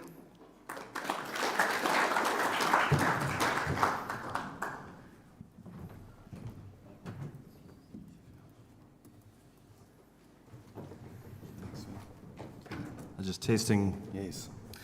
Hi, good afternoon. It's John Giles here from South Africa. And I think I've only got 10 minutes. And I think the key thing I wanted to talk about was how do organizations leverage AI lawfully? And we've heard this morning from Alain and from Jeremy about we've got this wonderful technology that's now available to us. Arguably, it's one of the greatest tools that us humans have ever had available to us. So we must leverage it. We have to leverage it fully. As lawyers, as organizations, we really must go for it. But we must do it lawfully. Absolutely critical, and that's been a key theme through today. So for me, I've been thinking, how do lawyers do this? How do in-house lawyers in companies do it? How do organizations do it? How do public bodies do it? And I want to share some thoughts about how I suggest you go about this from a practical perspective. But before that, I've got a few introductory comments and a few points and things I'd like to share with you. So the first is, I think it's through AI Governance, Risk and Compliance, or GRC. Now, GRC is a very well-known acronym, and many people don't know what GRC is and the difference. A lot of people talk of AI governance. I prefer AI governance, risk, and compliance. So I play cricket. It's a lovely sport. I still play it, and my son plays it, and I really love cricket. So quickly, the analogy is governance is about who are the coaches, who is the captain, who's the vice captain. That's really governance. Then the risk is the ball can knock your teeth out, so you need to wear a helmet. That's risk. And then compliance is about the laws of cricket. If you don't know the laws of cricket, you're not going to comply with them, and very soon you won't have any opposition who will want to play with you. And so it's those combinations of factors that you need to apply in your organizations to leverage AI lawfully. But let's talk about a few quick other thoughts. The one issue is that it's all about trust. And it's interesting to see the synonyms that organizations use. So some people talk about reliable AI, sometimes people talk about responsible AI, safe AI. And it's really interesting to see how different providers and different tech companies have adopted different synonyms. But really, it all comes down to trust. You know, you employ people you trust, you instruct them, you prompt them to do things for you, and you trust that they'll do it. It's the same thing with AI. We prompt AI, we need to be able to trust the results. Everybody needs to be able to trust it. So trust for me is really the cornerstone of it. I want to pick up on something that Katerina spoke about the combination of human and artificial intelligence. I think it's very accurate. I think the key thing we're after is intelligence. That's the key. It's not so important whether it's human or artificial, it's intelligence. As lawyers, our clients often want clear thinking. They come to us because they want intelligence. I always say to junior lawyers, that's your most important skill. If you can think clearly, you'll be a great lawyer. It really is about intelligence. So this graph I thought was really interesting. The naught is human performance, and they started at minus 100, and they've mapped how long it's taken for systems or computers to do things that humans can do. And initially it took a long time. You can see there it goes back to 1998. It took a long time to achieve things, and now we're getting to vertical lines at the end there. Things like code generation, complex reasoning. And it's going past humans and going further. So the question for me is, you know, how the percentage at the moment, maybe it's 50% artificial and 50% human. It could get to 90% artificial, 10% human. And in many ways, as humans, we're going to have to try and keep up with the artificial intelligence. All right, then we must use AI as a tool and not a weapon. Brad Smith from Microsoft's written a wonderful book about this. I really encourage you to read it. But we've had technologies over the years, from nuclear to the internet to drones, even personal data has been used as a weapon or for bad rather than for a tool for good. So we absolutely must do that. And we need to put things in place to ensure that that happens. It's not just going to happen. We know that humans, unfortunately, often some of us do use things to cause harm. It is what we do. So the AI isn't good or bad. It's the people using it that end up with good or bad consequences. And then I wanted to introduce you to one of my favorite robots. It's Chappie. You'll see he's got a South African flag on his shoulder there. He was in a movie called Chappie, and it's a really excellent movie. He's from Johannesburg. It's set in Johannesburg. And it's all about robots and artificial intelligence in that robot, human consciousness. It's really a fascinating movie to watch, and really gives you a taste of, I think, what's coming in the future.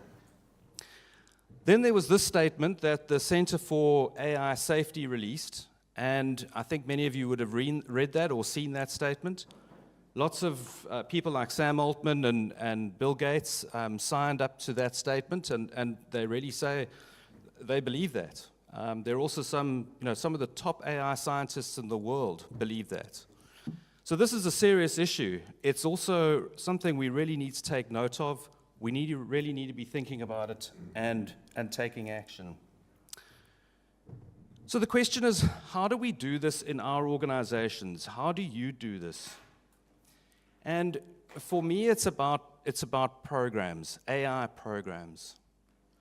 And there are two kinds of AI programs that I want to talk a bit about. The first is what I like to call is an AI governance, risk, and compliance, or GRC program. Now, how many of you have an AI governance or GRC program in your organization?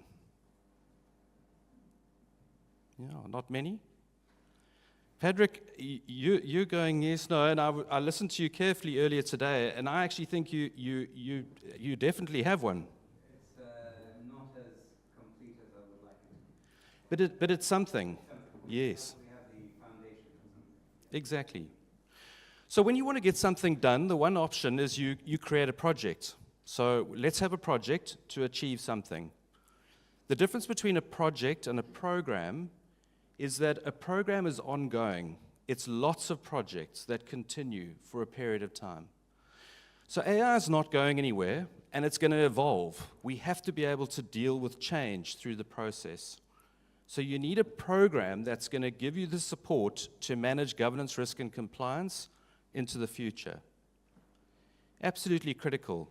And some of the foundational elements of that are that your organization needs to learn on an ongoing basis. You need a working knowledge of AI. You need to know what role your organization plays in the context of AI. You need to know about the AI life cycle. You need to know, those are some of the key things. But then the next step of a program is you need to plan. Planning involves briefing your governing body. You've got to form a team. So, you talked about how the partners got together and got a strategy. That's right. You start there. You don't start with the technology. You start with the top, the governing body, deciding what are we going to do, strategically, what do we want to achieve. Planning also involves looking if there's GRC software you can use, and it also involves creating an inventory of your AI models or systems, or a mechanism for having an inventory.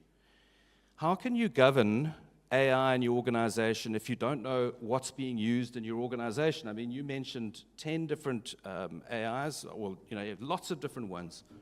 If you don't know what they are, you can't manage them.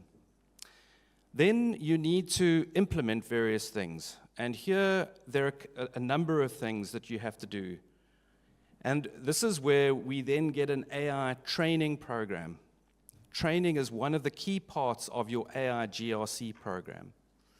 So it's different. It's a training program and a GRC program. They're related, but they're different.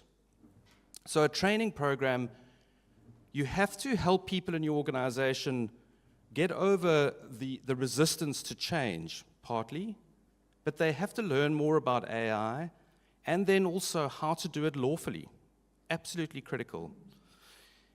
And we've been talking a lot about this in the last few days, and some of the key things are it needs to be training that is related to processes in your organization, not theoretical, hypothetical use cases, an actual use case in your organization. It needs to be very hands-on, very practical, and change management is a key factor of that because people are resistant to change. So then a few other things that you need to implement are things like policies. You also need to limit liability, you need to manage third parties and various other things. And then the last component of a GRC program is sustaining your efforts on an ongoing basis. So that's really about programs. And then I want to leave you with one last thought. So we believe that lawyers should be judged on what we lawfully enable and not what we stop. It's very easy to say, oh, no, you can't do that. No. It's easy to do that. It's much harder to say, yes, let's try and do that, and let me try and support you so that you do it lawfully. So we like this concept of being a lawful enabler, and I challenge you to be a lawful enabler and try and help organizations, your clients, your organizations to leverage AI lawfully. Thanks very much.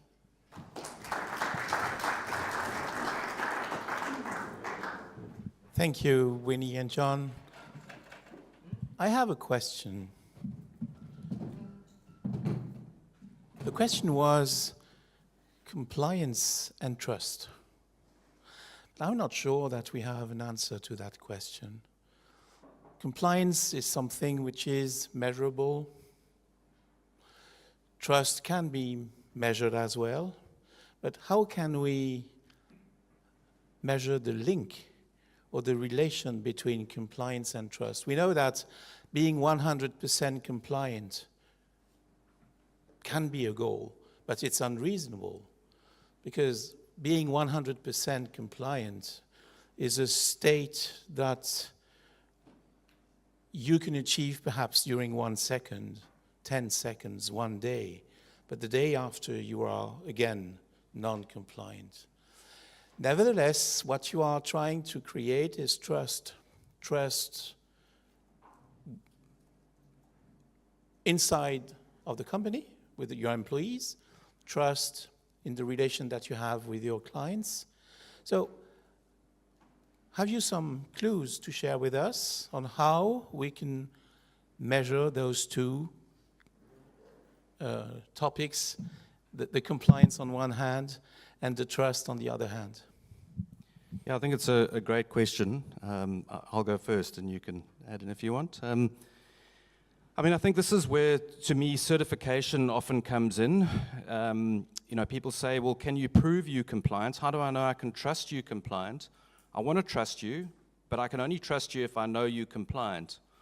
So certification then can be a very useful mechanism for achieving that. But I think, Frederic, you make a really good point that to be 100% compliant with GDPR or any data-related laws when you're dealing with new technology is incredibly hard. So in my experience, companies that are saying to their customers in the world, we are striving to get GRC right. We have a program that is helping us to continually be better.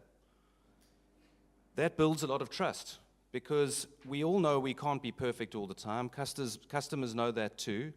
But if you make very clear statements and your actions reflect that you are trying very hard to get GRC right, then you will build trust. And I think there's no one-size-fits-all approach. So it really depends on various factors, and it's really important to put in place kind of risk mitigation kind of strategies and various guardrails at every stage of your AI lifecycle. I think that's really important to build trust and increase kind of confidence, among the AI users. And I have another question. Sorry for taking the mic. I have another question. How do you manage compliance when there are so many regulations? We worked yesterday on that topic, and you said that South African companies will have to be compliant with the EU AI Act if they want to sell their systems in Europe. But they have to be compliant as well to the South African regulation. And if they are selling their products in Singapore, they will have to be compliant with your own regulations, etc., etc. How can we be compliant when there are so many regulations in the world?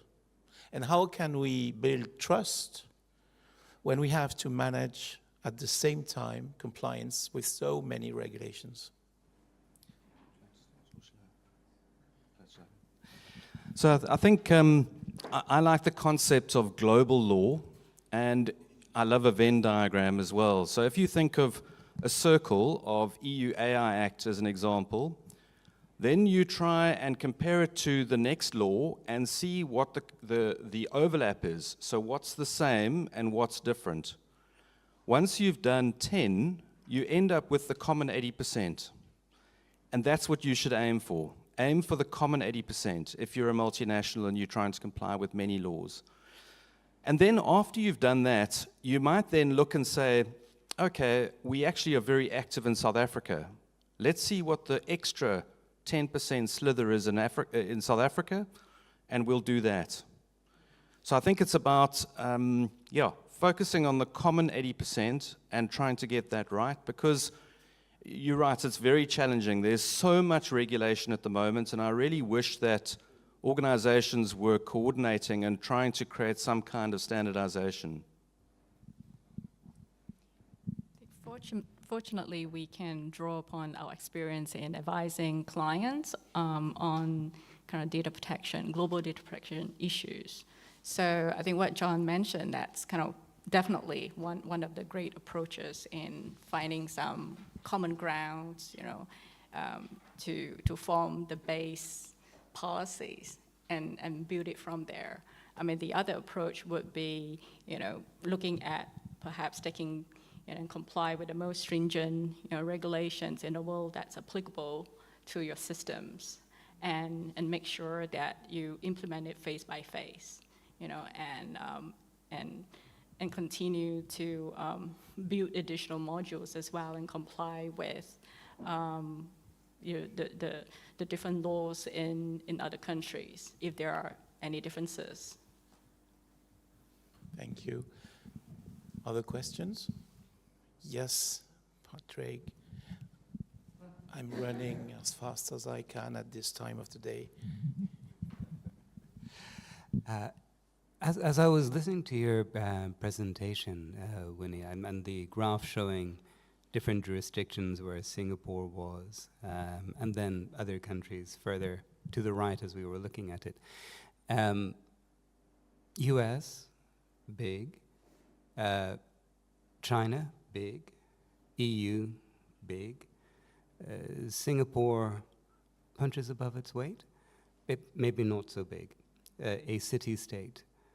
And in terms of the direction of the regulatory landscape, do you think in places like Singapore, effectively smaller city jurisdictions, the bureaucracy, the administration, the burden that goes with a horizontal legislation, such as the EU AI Act or the regulations that are coming through in China, just don't work in that environment? What approach do you think is the right approach in the smaller places that have active ecosystems in respect of technology and AI systems? I dare say it's similar in South Africa, John, but it was Winnie's slide that brought the question to mind. Well, Singapore has adopted a very pragmatic approach when it comes to looking at ways to regulate AI. So we start with looking at the guidelines that our government has issued, very pragmatic, very useful guidelines for the industries that can be adopted by the industry. And that's a very, very good first step. And we continue to see the government issuing advisory guidelines under our existing personal data protection law to provide kind of more guidance on how to comply with the personal data protection kind of regulations in using personal data in AI systems. So that's definitely a good place to start. We find that it's incredibly kind of very refreshing, and so over in Singapore too, we also have kind of public and private partnerships in creating AI Verify, which is a very kind of useful toolkit that's been made kind of available to the public as well. So this would be kind of one approach to take. If I'll just quickly add, I think small countries are in a tricky position. Small countries, I don't think, are in a position to be dictating terms. We largely are going to take terms on how it gets regulated. One really good initiative, I think, is what the UK did when they arranged the AI Safety Summit at Bletchley Park and managed to get most of the world together. I think that's the answer. We need to get more countries together to be talking about this as a collective and try and come up with some form of agreement on how we'll regulate it. Because otherwise it's really going to be almost it's a competitive advantage, and in many ways it's going to add to geopolitical tensions, which is the last thing we need. Thank you very much, Winnie. Thank you, John.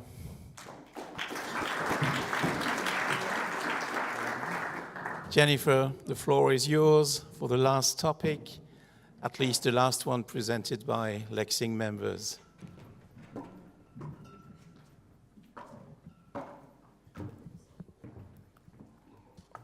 Am I going the right way? Wrong way? It's just after you have to. Here we go. Yes, here we are. Good afternoon, everybody. My name is Jennifer Beckage. I'm the managing director of the Beckage firm. It's a data security and privacy and AI law firm in the United States. So we have attorneys admitted in New York, Texas, Colorado, and others. We work on compliance issues, litigation, regulatory enforcement actions, and also incident response, data breaches, which I have a lot of experience on. And so I'm going to weave that into the conversation today because I haven't heard us talk too much about it, and I do have a lot of experience in that space. Earlier, I think it was Enrique said, he was talking about, the late 1990s and our use of typewriters and all of that before the internet. And, referring it to that Stone Age, kind of made me laugh because it also wasn't that far away, right? I mean, this is only, 25, 30 years. I used to own and run tech companies in the late 90s during the dot-com era. And we built websites. We were convincing people not to buy a phone book ad and instead invest in something called the internet that was going to change their business. And again, this is in the late 1990s. I mean, I'm not that old, I hope. But we were using PHP to make websites interactive instead of just plain HTML. And that created vulnerabilities. I like to think that we helped contribute to why we have data breaches when it comes to online things. Similarly with AI, it's new technologies, it's advancing so fast, so there will be vulnerabilities with the use of AI, but again, and I think, I can't remember who it was that also spoke on this, we're not the dream killers, right? We want to enable our clients to still be able to use AI because we like it. We just have to understand those guardrails behind it. As a lawyer, many years ago, I got a certificate in business use cases of AI from MIT. I taught master's data scientists at the State University of New York concerning AI, cybersecurity, and privacy and ethics. And I work with a number of clients on developing AI programs. And so with that lens and on data breaches, I'm going to try to weave together everything that you heard today from everybody and kind of apply a little bit of that background to it. I think we learned today, let me see if I'm going the right way. I think that we learned today that AI regulation isn't new. If we remember the GDPR, it addressed automated decision-making and needing to have express consent or the necessity of a contract, to be able to do that. And the US was very influenced by the GDPR. Now we have the EU AI Act. The US has been very influenced by that as well. The first state in the United States, Janice, as you know, in California was the first state to really address automated decision-making in the US. But numerous states have followed, from Colorado to Connecticut, Indiana, Montana, Oregon. There's many that have developed new AI laws or modified current laws to address AI. Colorado was the first state in the United States to have a comprehensive AI program. But we've seen other changes in our laws, and it could be something like changing the definition of a person to expressly exclude AI. So there's been a lot of changes in the US laws and regulations. And Unfortunately, we don't have that overarching privacy law. And it's quite a shame, because if we can't learn from history, we're going to keep making the same mistakes. In the United States, as you may remember, each state developed a data breach law, and we never had a federal overarching one. So if you have a data breach in the United States, sometimes you have to look at every single state for notification obligations. Well, the same patchwork is happening now with AI laws, with every state doing something just a little bit different. I wanted to briefly summarize what some of the trends I see in the new state laws. Some of the state laws are identifying task forces to review companies and governmental implementation of AI.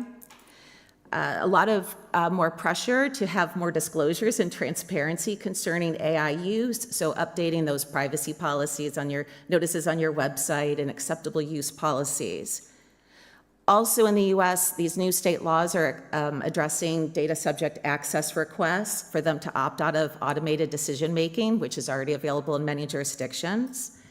The importance of risk assessments and understanding that the data you have, and of course, which you've heard all day today, governance, accountability. And I think this has been a big struggle for the organizations I work with is, where does AI sit? Is it infotech? Is it privacy? Is it risk management? Is it compliance? Is it the legal department? So in the United States, this is a very important conversation that's happening right now. Besides the law, in the United States, we have other things that do govern our practice. So industry self-regulation, right? Attorneys, we have our ethics rules and our bar decisions. We have different federal agencies that have oversight and are allowed to promulgate rulemaking. So for example, earlier we were discussing health data and HIPAA and PHI. There's a new rule, the HTI-1 rule, which really promotes that transparency, integrity, and privacy and governance and accountability when using PHI data, especially as it relates to AI. As mentioned earlier, we have a tendency, because the laws never keep up with technology, to take those old laws and try to apply it to new technology. This becomes an enormous surprise to many clients, because they don't realize they may have to even be looking at a law that was on the books 20, 30 years ago, seems so archaic. How could a plaintiff's lawyer possibly tie this to future technology? But they do. They're creative. As mentioned earlier, we also have executive orders. However, they're not binding on private organizations. They provide a lot of guidance for private organizations. But again, if we do have administrative changes, and of course today is our big day in the United States for our election, those executive orders could go away, be amended, or changed in some way. We also look to standards. Earlier, there were discussions about negligence claims, and in addition to things like breach of contract claims that organizations may face. And there's the NIST standards, right? We've got the risk management framework, and we also have the risk management framework playbook, which provides suggestions that organizations can use for AI. So let's talk briefly about how AI is being integrated with lawyers. I won't read through and go through this list because I believe a lot of it was discussed today, but there's two topics I want to touch upon. One is e-discovery. In the United States, you may remember years ago, we started using TAR, technology-assisted review, in the e-discovery process. And there was a lot of conversation of, is it defensible? Can we really use technology to replace that human review of those documents? And the courts ended up coming up with sort of, if you have so much accuracy, or a certain percentage of accuracy, and you audit and sample and test, then that would be a defensible practice. So it's going to be the same thing with artificial intelligence. The other thing I wanted to mention was legal research. Everyone's panicking about AI and legal research, but to me, it's just like if you did a Google research. Are you really going to just take the first article? No, we're lawyers, right? We need to authenticate that source. We need to do our own independent research. You may have heard about the attorney in the States who just, had the whole brief written. And of course, it wasn't about the use of ChatGPT. It was because the attorney didn't authenticate and double check. And so that's very important as we go forward. One thing that's not on this list that I wanted to mention because there was earlier conversation about it, we all love that we have transcripting capabilities now. And we need to be very careful in maintaining privilege when we're having those calls to make sure that we know that we're being recorded, and at the outset of recording to make sure that we identify that it is an attorney-client privilege communication or attach whatever confidentiality stamp to it, just like you would do in any sort of Zoom or Teams call as well. And then it starts to make me wonder, how many of you are actually reviewing your transcript? Was it accurate? Did it record everything correctly? What if you were providing advice to a client and it didn't insert the word not, right? That's a big change. And if somebody went back to look at it, in depositions, right? We get our transcripts, we have our errata sheet, we can make changes. I love that we're excited about the transcripting, but as lawyers, we need to be mindful of privilege. There's many different tools that were discussed today, a couple that I wasn't as familiar with but had heard of, and it's interesting to see how different lawyers are using it. My law firm does use the Lexis AI platform. We've done several presentations with Lexis on the use of that tool to assist with legal research. I'm not making any recommendations, one platform or another, but it does seem like all of us are experimenting. I will say, before we use that tool, we went through extensive due diligence with our technology and InfoSec teams to make sure that we were really comfortable with it. There was a significant amount of testing that went into it. I say this because many times, and it may not be you, it may be your associates or someone that works for you, starts using a technology without vetting it, just like any other platform your law firm would use. And I think the interesting thing, at the package firm, we usually do all flat rates if we can for everything, but the use of new technology is going to be really interesting in an industry built on the billable hour. So in the United States, there's many clients that don't want you to bill them for your legal research, like a Westlaw or Lexis platform. That's the cost. You should build that into your rate. So are you going to start charging clients for an AI tool that you're using? Is that something you're building into your rate? And now if it only takes you to do something to do 10 minutes, your firm will be less profitable, right, in a certain way because you're billing less hours, but you're making better results. You're more efficient and more accurate. So I think it will disrupt how the legal industry goes about billing practices. Potential issues, many of these were discussed today. In case you don't know, the hallucination of information could sound very exciting and vacation to the Caribbean maybe, I don't know. But this is really when AI-generated data appears factual, but it's not. It may include fictional characters. It could be a chatbot giving you the wrong answer. It could be prejudicial. So that's what that means. And I think the biggest thing that we always hear about is bias, right? The concern of bias. But what I wanted to talk briefly about is data breaches. So I've been named one of the top 50 data breach lawyers in the US for the last 7 years in a row, and I'm a breach coach certified law firm and was named 2024 Cyber Law Firm of the Year. I say this not because I'm a narcissist, but because I want to tell you how much experience I have in incident response. And it has changed drastically with AI. We're now seeing deep fakes. Some of these have been in the news, many of them have not, where their deep fakes look so authentic, they're having someone transfer information or money, whatever it might be. You could have an insider threat or an external threat by a competitor who manipulates your algorithms so that you have unintended consequences for your AI tools that you're using. And then we see the big oops. We see organizations throwing things into ChatGPT, and typically these are people that are not in the leadership positions, but they just want to impress their boss, and they're throwing things into ChatGPT, and in many instances, based on the data involved, that's considered a data breach under US and probably many other laws. And once that toothpaste is out of the tube, you can't get it back out of ChatGPT, right? And so now things just continue to learn from that. I do spend a lot of time reviewing insurance policies. If I knew that, I don't know if I would have gone to law school. But I do spend a lot of time, and I know many countries are not as advanced with cybersecurity policies, which currently do cover some of the AI technologies. But you can be afforded counsel to help you as breach coach counsel or legal defense counsel under those policies if there is something that goes wrong.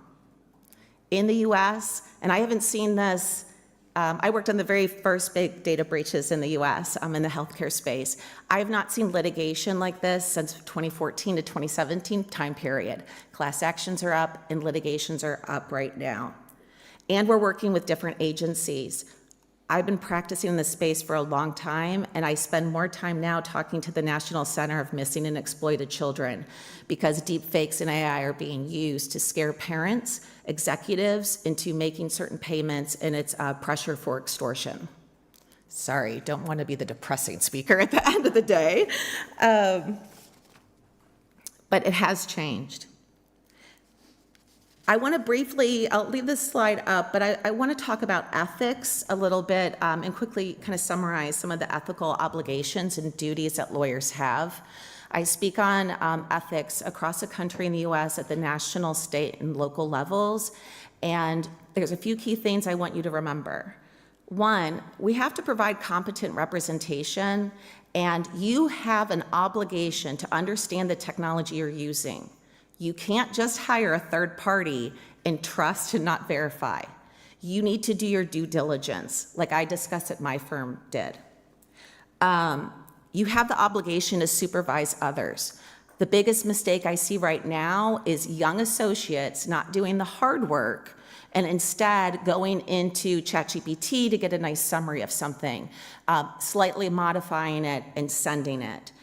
Under our ethical obligations, we have the duty to supervise those associates, paralegals, or third parties that are using this technology. So don't forget that obligation. You can't just sit it, like, just handle it, pick whatever you want, and go your own way. Recently, actually last year, one of the Texas court judges in its local rules actually said, for the lawyers, if you use AI technology in your briefs, you have to certify that you individually, with a human doing it, confirmed all of those results and checked all of it. I like going the wrong way, I guess. Lastly, just a couple quick takeaways. You have to have clear, defined goals if you're using AI, whether you're a law firm or an organization. We get excited about AI and we start adopting all of these different tools, but the firm or the business isn't sitting down and specifically writing out and identifying their goal for AI use. We talked about today AI policies, AI governance. You're going to have to do updates to your privacy notices, acceptable use policies. Insurance we talked about. Some cybersecurity insurance will cover AI. Some carriers are starting to create different endorsements or different standalone AI policies. This is not fully vetted. I do present to insurance carriers around the country, and this is a hot topic at all of our conferences. Contract terms we talked about today, risk assessments, and then of course, because I'm a data breach lawyer, please update your incident response plans to contemplate some of the unique playbooks that you may have to have if there is an AI data breach.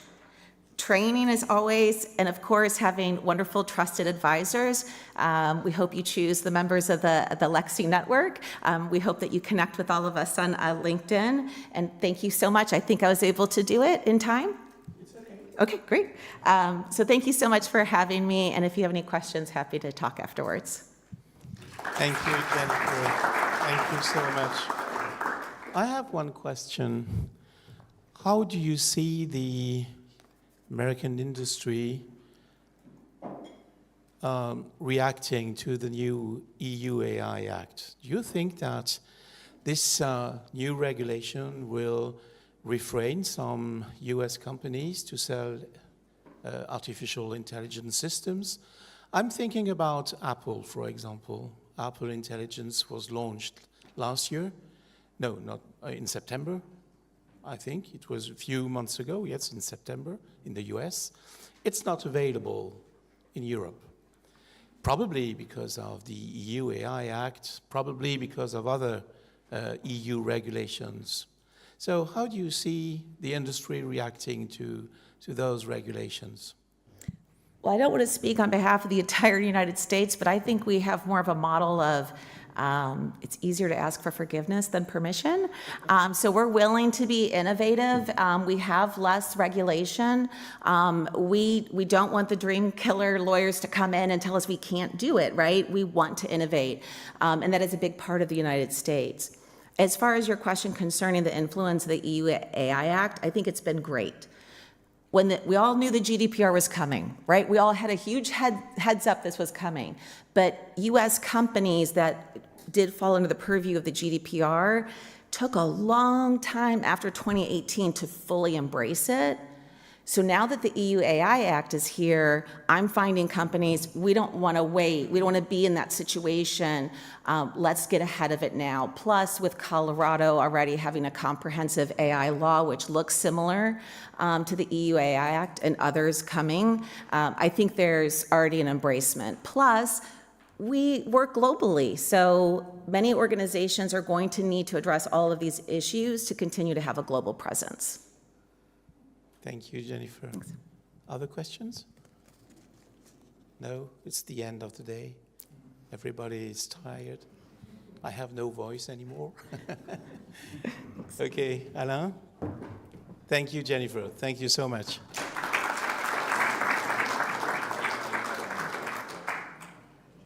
Merci, moi j'ai encore à voix. Merci d'avoir animé toute la journée. Il me revient donc le plaisir d'introduire notre guest star, Xavier Dalloz. Je connais Xavier, si tu veux nous rejoindre. Je connais Xavier depuis 30 ans et il a été pour moi une boussole, un orientateur. Le temps avait dit, le temps c'est l'équivalent du monde en Suisse, que j'étais un futurologue, mais ce n'est pas vrai. Le vrai futurologue, c'est lui. C'est lui, et lorsque... Alors, il y en a d'autres, comme Kurzweil, par exemple, hein, mais un futurologue, ça se mesure par sa capacité à faire des prévisions, à sa capacité à faire des prédictions. Et puis, lorsque on a, comme Xavier, la possibilité d'avoir déjà plus de 30 ans de passé pour prévoir l'avenir, je crois qu'on peut l'écouter, car il a montré effectivement une grande capacité à anticiper le monde binaire. Et puis, il est conseil des grandes entreprises, notamment cotées, et il organise chaque année pour des grands dirigeants européens, et pour vous, si vous le souhaitez, en Europe, une vision stratégique du monde de demain au CES. Merci Xavier d'avoir accepté d'être parmi nous et de nous montrer peut-être ton futur. Merci Alain, mais le vrai gourou, c'est Alain. J'ai combien de temps? Tout le temps que tu veux. Ah bah c'est parfait, alors, jusqu'à demain matin. Non, pas jusqu'à demain matin, parce que tu ne rejoins pas au musée de l'art, mais tu as du temps. Alors, je vais présenter un peu différemment la façon dont tu m'as présenté, en disant que mon métier n'a pas changé, c'est vraiment vrai, depuis novembre 1976. J'ai eu la difficulté à faire une certaine soustraction. Et à cette époque, on m'avait fait travailler sur ce qui allait se passer dans les années 80. C'est ce que je fais la même chose quelques années après, et que j'aime résumer de la façon suivante: aider les décideurs à avoir une vision à 20 ans pour un plan d'action à 20 semaines. Voilà. Qu'est-ce que je retiens de ces bientôt 50 ans? Ce que je retiens, c'est qu'on donne toujours trop d'importance au court terme et jamais assez d'importance au long terme. Voilà. Quand on parle du ChatGPT, ce n'est pas le court terme qui est important, c'est le long terme. Alors, évidemment, quand Alain m'a posé la question, le futur de l'intelligence artificielle, je me suis précipité sur ChatGPT pour voir ce qu'il racontait. Alors là, Alain, pour la première fois, j'ai dit, je ne suis pas d'accord. Donc il dit, non, je ne suis pas d'accord avec ce que dit ChatGPT. Donc ce que je vais vous présenter, c'est ma vision. Ce n'est pas celle du ChatGPT. Et ma vision, je vais vous la résumer de la façon suivante. Je n'ai rien à foutre que ça s'appelle intelligence artificielle. Pour moi, ça s'appelle mathématiques as a service. Ce sont des mathématiques. Et ce qui est important, c'est de comprendre la mathématisation de l'économie. Alors, maintenant, vous appelez ça intelligence, ce que vous voulez. Je vais vous expliquer ce qui est au cœur de cette mathématique. Ce qui est au cœur, ce n'est pas ce qu'on vit aujourd'hui, ce n'est pas donc ce qu'on appelle l'intelligence générative, c'est 9 autres technologies. Alors déjà, je vais vous montrer comment ça va évoluer, cette intelligence générative, mais il y a surtout les 9 autres. Et pour comprendre les 9 autres, je vous propose le plan suivant. D'abord, je vais vous rappeler un contexte dans lequel on est aujourd'hui. Ce contexte, qu'il faut bien retenir, est totalement absurde. Notre cerveau, il marche avec 10 watts. L'intelligence qu'on appelle générative, simplement pour l'entraîner, ça coûte 1300 mégawatts. Et chaque question que vous posez à ChatGPT, ça coûte 500 watts. Le cerveau, il fait 10 watts. Donc, et d'autres choses qui étaient aussi absurdes, ce qui est important, ce n'est pas l'IA qui va être générative, c'est l'IA qui va nous assister. Comment faire en sorte qu'on devienne un humain augmenté? C'est ce qu'a dit Alain au départ, j'adhère complètement, on n'avait pas parlé avant, vous avez vu que je vois que j'utilise aussi ce concept d'humain augmenté. Et ça veut dire quoi, augmenté? Et d'ailleurs, le mot augmenté, ce qui est important, ça fait partie aussi de mon discours, c'est quoi la mathématisation de notre économie, la mathématisation de tout ce qui nous entoure. Vous appelez ça intelligence si vous voulez, moi je préfère la mathématisation. Voilà. Donc je vous ai dit, on va parler d'abord, 1, le contexte, 2, je vais faire sortir des chiffres clés, des chiffres qu'on peut imaginer dans les 15 prochaines années pour voir les vrais enjeux, les chiffres.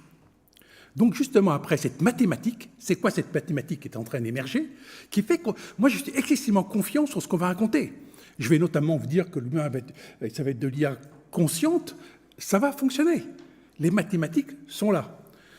Et ce qui me paraît donc important, évidemment, c'est la partie essentielle de ma présentation, ce sont ces 10 technologies. Et pourquoi ces technologies et comment ils vont transformer notre société en apportant que des bonnes nouvelles, c'est-à-dire, ça va résoudre nos problèmes d'aujourd'hui. Et puis, en termes de conclusion, en termes plutôt de débat, c'est de comprendre ce que c'est cette singularité. Ce moment où Kurzweil, qui est le grand prophète sur l'IA, nous dit que l'IA sera plus intelligente que l'humain. Alors, on va faire un débat là-dessus. Et puis, je finirai aussi par une petite conclusion en donnant un exemple d'un secteur d'activité qui a misé sur l'IA et qui est en train de complètement se réinventer. Voilà, ça vous va? De toute façon, vous n'avez pas le choix, c'est le plan que je vous propose. Voilà. Donc, on va commencer par...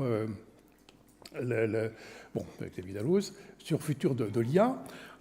J'aime bien quand Bill Gates dit, ça ne simplifie pas mon boulot, parce qu'il dit, c'est la première technologie qui n'a pas de limite.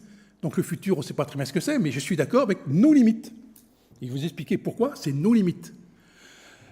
Ce qui est, à mon avis, essentiel donc, à retenir de ma présentation, c'est de l'humain augmenté, mais qui résulte d'une décentralisation massive des technologies et processus vers l'individu. Donc l'individu, on lui donne maintenant la possibilité de dire voilà ce que je veux, fais ce que cela implique. Ce qui est important en numéro 1, c'est qu'il va y avoir une transformation majeure dans les prochaines années de l'interface humaine. Alors, cette interface qui va faire en sorte, vous allez voir, je vous retenez bien ce que je vous dis aujourd'hui, dans 10 ans, il n'y aura pas du tout les mêmes écrans. On va beaucoup plus s'exprimer, parler, s'impliquer. Il n'y a pas besoin d'écran. Les ChatGPT, etc., c'est ça qui va être intéressant vraiment à suivre.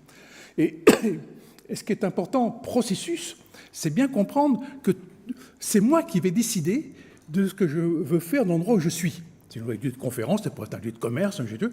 Tous les processus vont venir vers moi, parce que c'est ça qui est important. Dans le métier de demain, commerce, je ne sais pas de quoi, c'est moi qui le décide. Et c'est l'IA qui va m'aider à faire en sorte que la réponse à la question, voilà ce que je veux, fais ce que je l'implique. C'est l'air de rien de dire, voilà ce que je veux, fais ce que je l'implique. Mais ça, ce n'est possible que si vous faites votre boulot. Hein, ça implique que l'éthique soit au cœur du modèle économique de demain. Hein, s'il n'y a pas d'éthique, ça ne marchera pas. Hein, et donc, il faut faire votre boulot.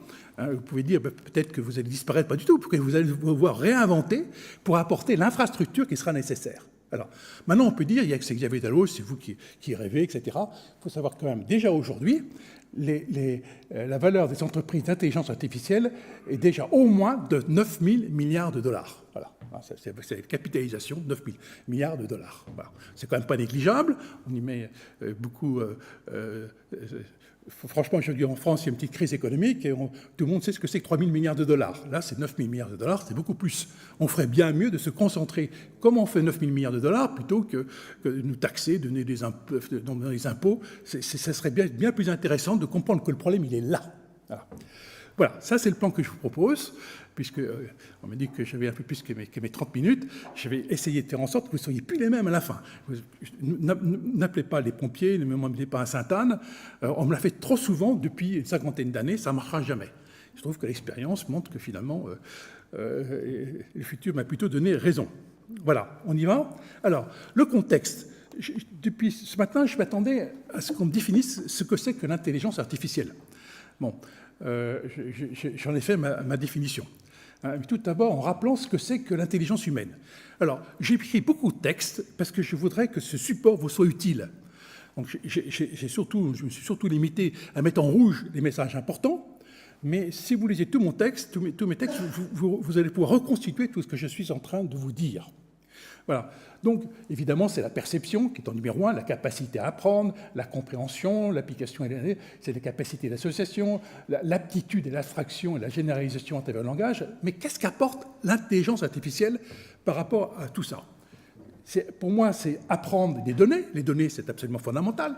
Mais c'est surtout capter, traiter, comprendre des informations issues de diverses sources, comme les images, les sons et le texte. C'est ça qui est important dans l'intelligence artificielle, pour faire en sorte qu'on puisse résoudre des problèmes complexes en analysant des données. Bon, on peut aussi, ce qui est très important, c'est réaliser des déductions logiques et prédictions, permettre une interaction fluide et intuitive avec les utilisateurs grâce à des interfaces. Ce qui est important, ce n'est pas opposer l'un à l'autre, c'est l'un avec l'autre. Comme je vous l'ai dit tout à l'heure, ce qui est important pour demain, pour votre métier, c'est qu'est-ce que ça veut dire collaboration. Moi, j'appelle ça le PEC, la productivité des échanges collaboratifs. Apprendre à collaborer pour qu'ensemble, on aille plus loin. Vous l'avez dit plusieurs fois, ça me fait grand plaisir que vous accordez cette grande importance à ne pas travailler seul en son coin. C'est ensemble qu'on va avancer. C'est nouveau, parce que c'est décentralisation, c'est ça qui est important. Voilà, c'est cette définition-là. Et pourquoi faire tout ça? Pareil, j'aurais aimé qu'on m'en parle plus. C'est quoi ces applications? Les applications, c'est tout. Qu'on ce soit, je ne vais pas tous les livres, je vais prendre simplement, je me répéterai à chaque fois, on réinvente. On réinvente tout. C'est la réinvention de tout. C'est-à-dire que demain, il y aura bien de l'agriculture, il y aura bien de l'assurance, de tout, mais simplement, c'est réinventé. C'est plus fait de la même façon. Aujourd'hui, que l'on fait, quand j'entends toujours les discours, ce qu'on fait aujourd'hui, c'est qu'on automatise le passé. Ce n'est pas automatiser le passé. J'ai trop entendu parler automatisation du passé. Non, il faut le réinventer dans cette logique-là. Voilà, tout sera différent, mais tout en étant la même chose. Hein. Voilà. Donc, que me dit ChatGPT? ChatGPT me dit le futur de l'IA, c'est voilà, les 10 benefits et the future. Je dis non, ce n'est pas ça. Ce n'est pas enhance, d'abord c'est augmenter. Par rapport à l'IA générative d'aujourd'hui, je ne vais pas le répéter, mais vous l'avez suffisamment dit aujourd'hui, c'est bien la transformation du monde du travail en automatisant des tâches répétitives, je l'ai entendu plusieurs fois. Il s'agit bien de personnaliser l'expérience employée, il s'agit bien de l'apprentissage qu'il faut optimiser. Je l'ai tout bien entendu. Mais ce qui est important, c'est quoi? À la fin, on se revoit dans quelques années, qu'est-ce qui sera différent? Ce sont deux choses que j'ai marquées en bas. Je vous garantis que j'ai raison. Hein. Là, il va falloir, ça va permettre d'améliorer l'efficacité de l'utilisation du capital fixe, du capital circulant et du capital humain. C'est ça qui va être important. Moins de gaspillage. Les écolos devraient tous être là, parce que c'est ça la solution. C'est utiliser de l'IA pour qu'il n'y a pas de se recycler, qu'il n'y ait pas de gâchis. Mais c'est surtout le deuxième point qui va apporter l'IA. C'est faire plus, mieux, moins cher, de meilleure qualité, à moindre coût, et surtout avec moins de ressources. Voilà. Donc ça veut dire, d'autres appelleraient ça productivité. Moi, je dis plus de richesse à se partager. Hein. Voilà, c'est ça qu'on va travailler. Donc l'enjeu est d'anticiper ces transformations et de construire un cadre éthique, vous, légal, vous, et technologique, avec une vision globale. Voilà. Il n'y en a pas un. On m'a dit, mais on va poser des questions, mais qu'est-ce qui va être concerné? C'est l'ensemble. Hein. Et ce raisonnement, j'aime bien dire, on peut l'avoir tous les 10 ans. De dire on fait plus, mais voilà, tous les 10 ans, ça change. Et on fait reset. Tout a commencé, je vais vous faire en accéléré, tout a commencé en 24, tous les 10 ans, jusqu'à aujourd'hui. 24, le premier poste de radio. 34, le premier poste de télévision. 44, le premier ordinateur. 54, le premier mainframe. 64, le premier mini-ordinateur. 74, le premier micro-ordinateur. 84, le Macintosh. 94, le web. 2004, tout ce qui est 2.0. 2014, c'est la plateformisation. 2024, c'est donc l'intelligence artificielle. Voilà. Et à chaque fois, on aurait pu dire nouvelles technologies, nouveaux métiers et nouveaux enjeux. À chaque fois, on a toujours voulu dire hier. Non, c'est demain. Et ceux qui ont gagné, tous les milliardaires d'aujourd'hui, ont su répondre demain. Voilà. Donc, ce qui est important, c'est que l'IA va surtout être le catalyseur d'un tsunami d'innovation digitale. Vous ne pouvez pas vous imaginer, tu as parlé du CES, impressionnant, mais ça bouge de partout, c'est ahurissant, de partout, que ce soit dans les transports, dans l'énergie, et là, j'apprécie beaucoup ce petit schéma qui résume bien tout ça. Mais surtout, qu'est-ce qui est derrière l'IA et derrière tout ça? C'est que tout collabore avec tout, tout échange avec tout. Et ce qui est important, c'est bien comprendre qu'on va surtout voir apparaître des nouveaux robots, des robots capables. Je vous conseille de lire, de visionner un dernier YouTube de Musk, qui ont posé la question, comment vous voyez demain? Hein. Alors, les robots, il n'y a que ça pour lui. Hein. C'est impressionnant, et notamment on lui pose la question, votre robot avec vous, comment vous voyez l'avenir?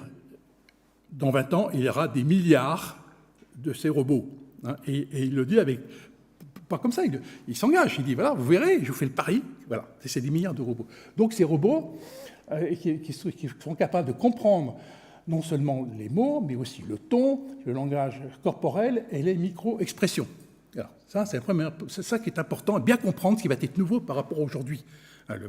Et pourquoi il explique ça? Parce qu'il dit qu'il y a moins en moins d'humains sur Terre, on aura de plus en plus besoin de ces robots pour faire le travail que les humains ne sont pas là pour faire.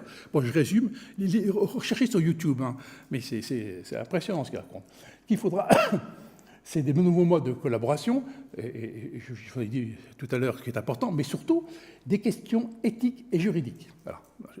Ça fait plaisir de vous le dire, mais bien entendu. Mais bon, quoi, je m'appelle Dalloz, et pour les juristes, ça veut dire quelque chose en termes de petits livres rouges. Donc, je suis peut-être influencé aussi, mais je suis certain que c'est fondamental, notamment pour faire en sorte, comme un discours qui était cher, que je trouve passionnant, la responsabilité et les prises de décision. C'est quoi? Comment ça va fonctionner? C'est un débat absolument passionnant là-dessus. Moi, je peux simplement que je n'ai rien compris, mais je te le répète, là, parce que j'ai trouvé le discours c'est fondamental. Pourquoi? Parce qu'il va falloir comprendre, dans cette nouvelle tendance, les droits des machines. Les machines conscientes devraient avoir des droits. Voilà. Donc, mais alors, à ce niveau-là, je peux dire, mais alors, il faut me dire, et alors? Bon, c'est très bien. Mais je vais vous montrer les catastrophes si on ne le fait pas aujourd'hui. Les catastrophes si on ne le fait pas aujourd'hui.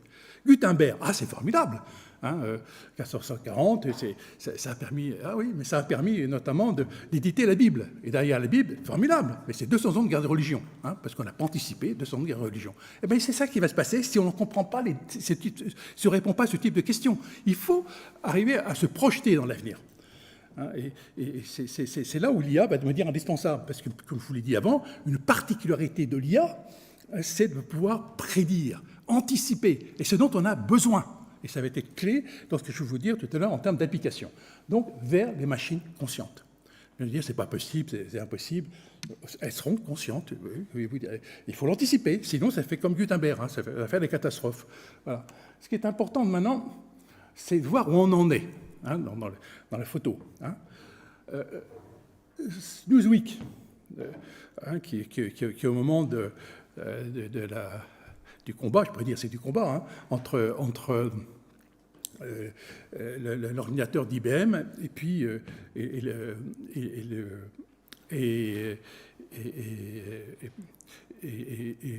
Kasparov. Bon, ça a été épique parce que ça paraissait totalement impossible, hein, s'il est capable de le faire. Ça a été reproduit. Comme Jérémy nous l'a expliqué ce matin, ça a été reproduit avec le jeu d'échecs, le jeu de Go, et il y en a un, tu me disais aussi que ça fonctionnait pour les pokers. Voilà. Mais il y a une chose qui résiste, c'est le jeu de bridge. Bon, j'attends ce moment-là avec impatience. Pourquoi il ne bat pas le jeu de bridge? C'est ce que j'ai marqué. Le bridge repose sur des éléments tels que la psychologie, la coopération, qui sont des défis particuliers pour les IA actuels. Contrairement au jeu d'échecs et le bridge, et le Go, le bridge est un jeu d'équipe. Moi, je lis tous les mots compte parce que j'aurais pu en écrire beaucoup plus, où la communication implicite entre les partenaires est cruciale. L'IA doit non seulement jouer efficacement, mais aussi comprendre les intentions de son partenaire en fonction de signaux partiels, une tâche beaucoup plus difficile. Voilà. Pour moi, c'est ça la définition de demain. Alors, le jour où il sait faire ça, là j'ai un peu peur, hein, parce qu'il va falloir anticiper et se mettre et adapter. Bon, moi, je pense qu'en France, on n'est pas mauvais, par exemple, sur le bridge, on a des champions, on ferait bien peut-être de voir avec lui ce que ça veut dire, tout ça. Hein. Voilà, j'aurais aimé commenter beaucoup plus. Alors, l'homme qui a battu, hein, c'est l'IA qui a battu Kasparov, sans vraiment savoir jouer aux échecs. Voilà, et bien c'est ça demain. L'IA ne sera pas spécialement joué dans beaucoup de métiers, mais il va être plus fort que nous. Comment on va collaborer avec lui? Voilà. Autre part, Andreessen s'est fait connaître en disant le logiciel va manger le monde. Aujourd'hui, l'IA va manger le logiciel, donc l'IA va manger le monde. Un raisonnement très simple. Voilà.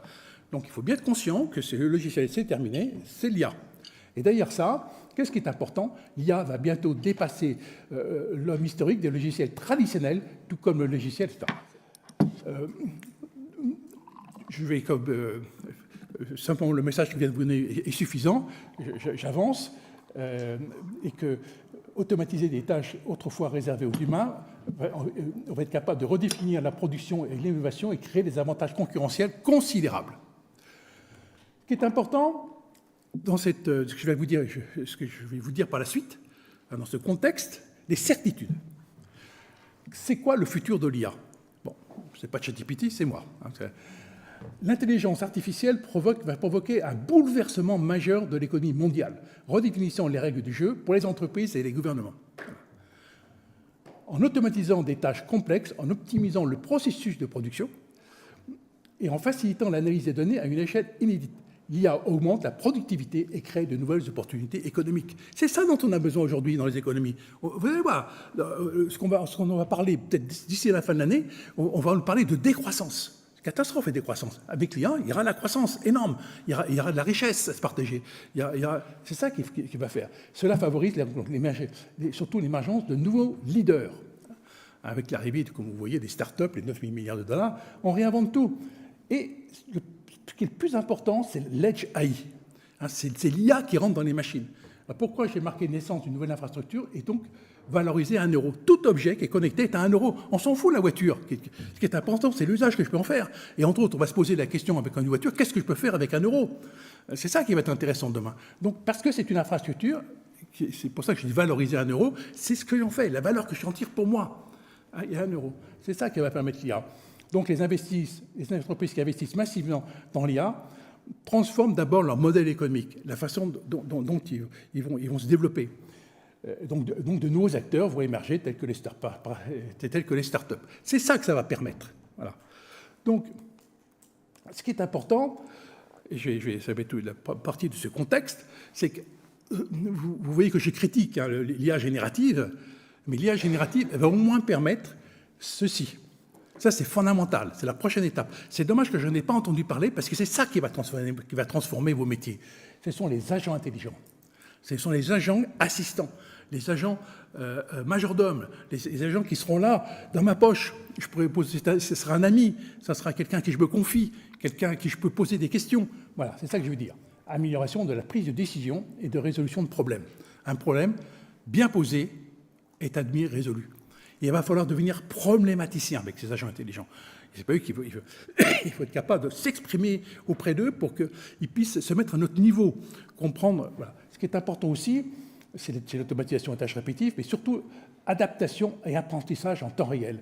Les agents intelligents peuvent apprendre et s'adapter en permanence à des environnements, à des situations changeantes. Voilà. C'est ça qui est important. Moi, j'ai marqué à côté toutes les propriétés de ces agents intelligents auxquels je crois beaucoup. Ça va arriver probablement l'année prochaine ou dans 2 ans. Ça va venir très très vite parce que ce concept de butler à majordome était avant dans le luxe, et comme beaucoup de choses qui étaient dans le luxe avant, va se généraliser parce que ça sera au cœur donc, de ce futur de lien. Voilà.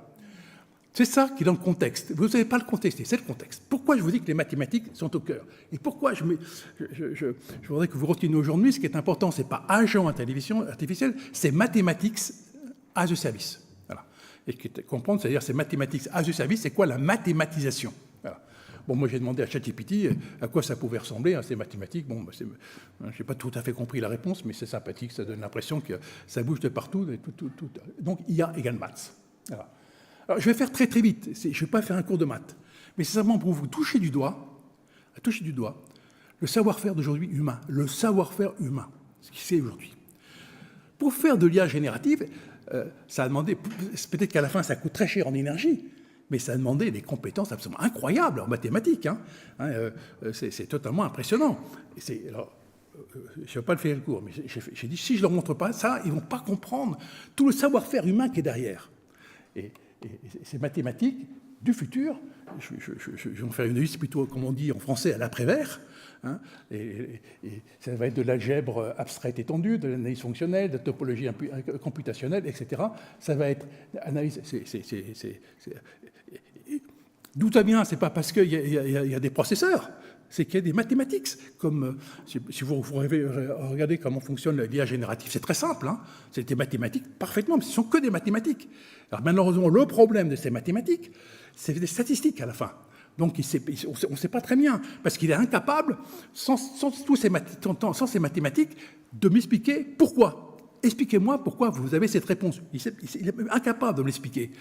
Il est incapable aussi de me donner un raisonnement. Ce sont que les statistiques. Ce qui est important, fournir de cadres nécessaires, comme je l'ai marqué au début, c'est tout ça que ça va permettre, algèbre linéaire, là, etc. Le but, c'est pas faire me dire, ils ne vont pas me croire qu'il y a des mathématiques à faire. Suite, théorie de contrôle, là, tous ces mathématiques. Voilà. Et comme vous savez qu'en France, beaucoup de Mattel Fields, le prix Nobel, ont été donnés à des mathématiciens français. Donc, c'est quelque chose qu'on maîtrise assez bien dans ce pays. Voilà. Donc, ne dites pas, les mathématiques, c'est quoi? Comment ça fonctionne? Il y en a plein. Maintenant, c'est quoi ces chiffres clés du futur qui va faire il ne faut pas que vous me lâchiez en me disant ils rêvent complètement. Donc, ces chiffres, c'est une synthèse de ce que j'ai lu. Ils ne peuvent pas tous se tromper. Et vous allez voir que c'est assez impressionnant. Donc, le marché de l'intelligence artificielle devrait atteindre 1 600 milliards de dollars d'ici 2030. 1 600 milliards de dollars, c'est pas mal.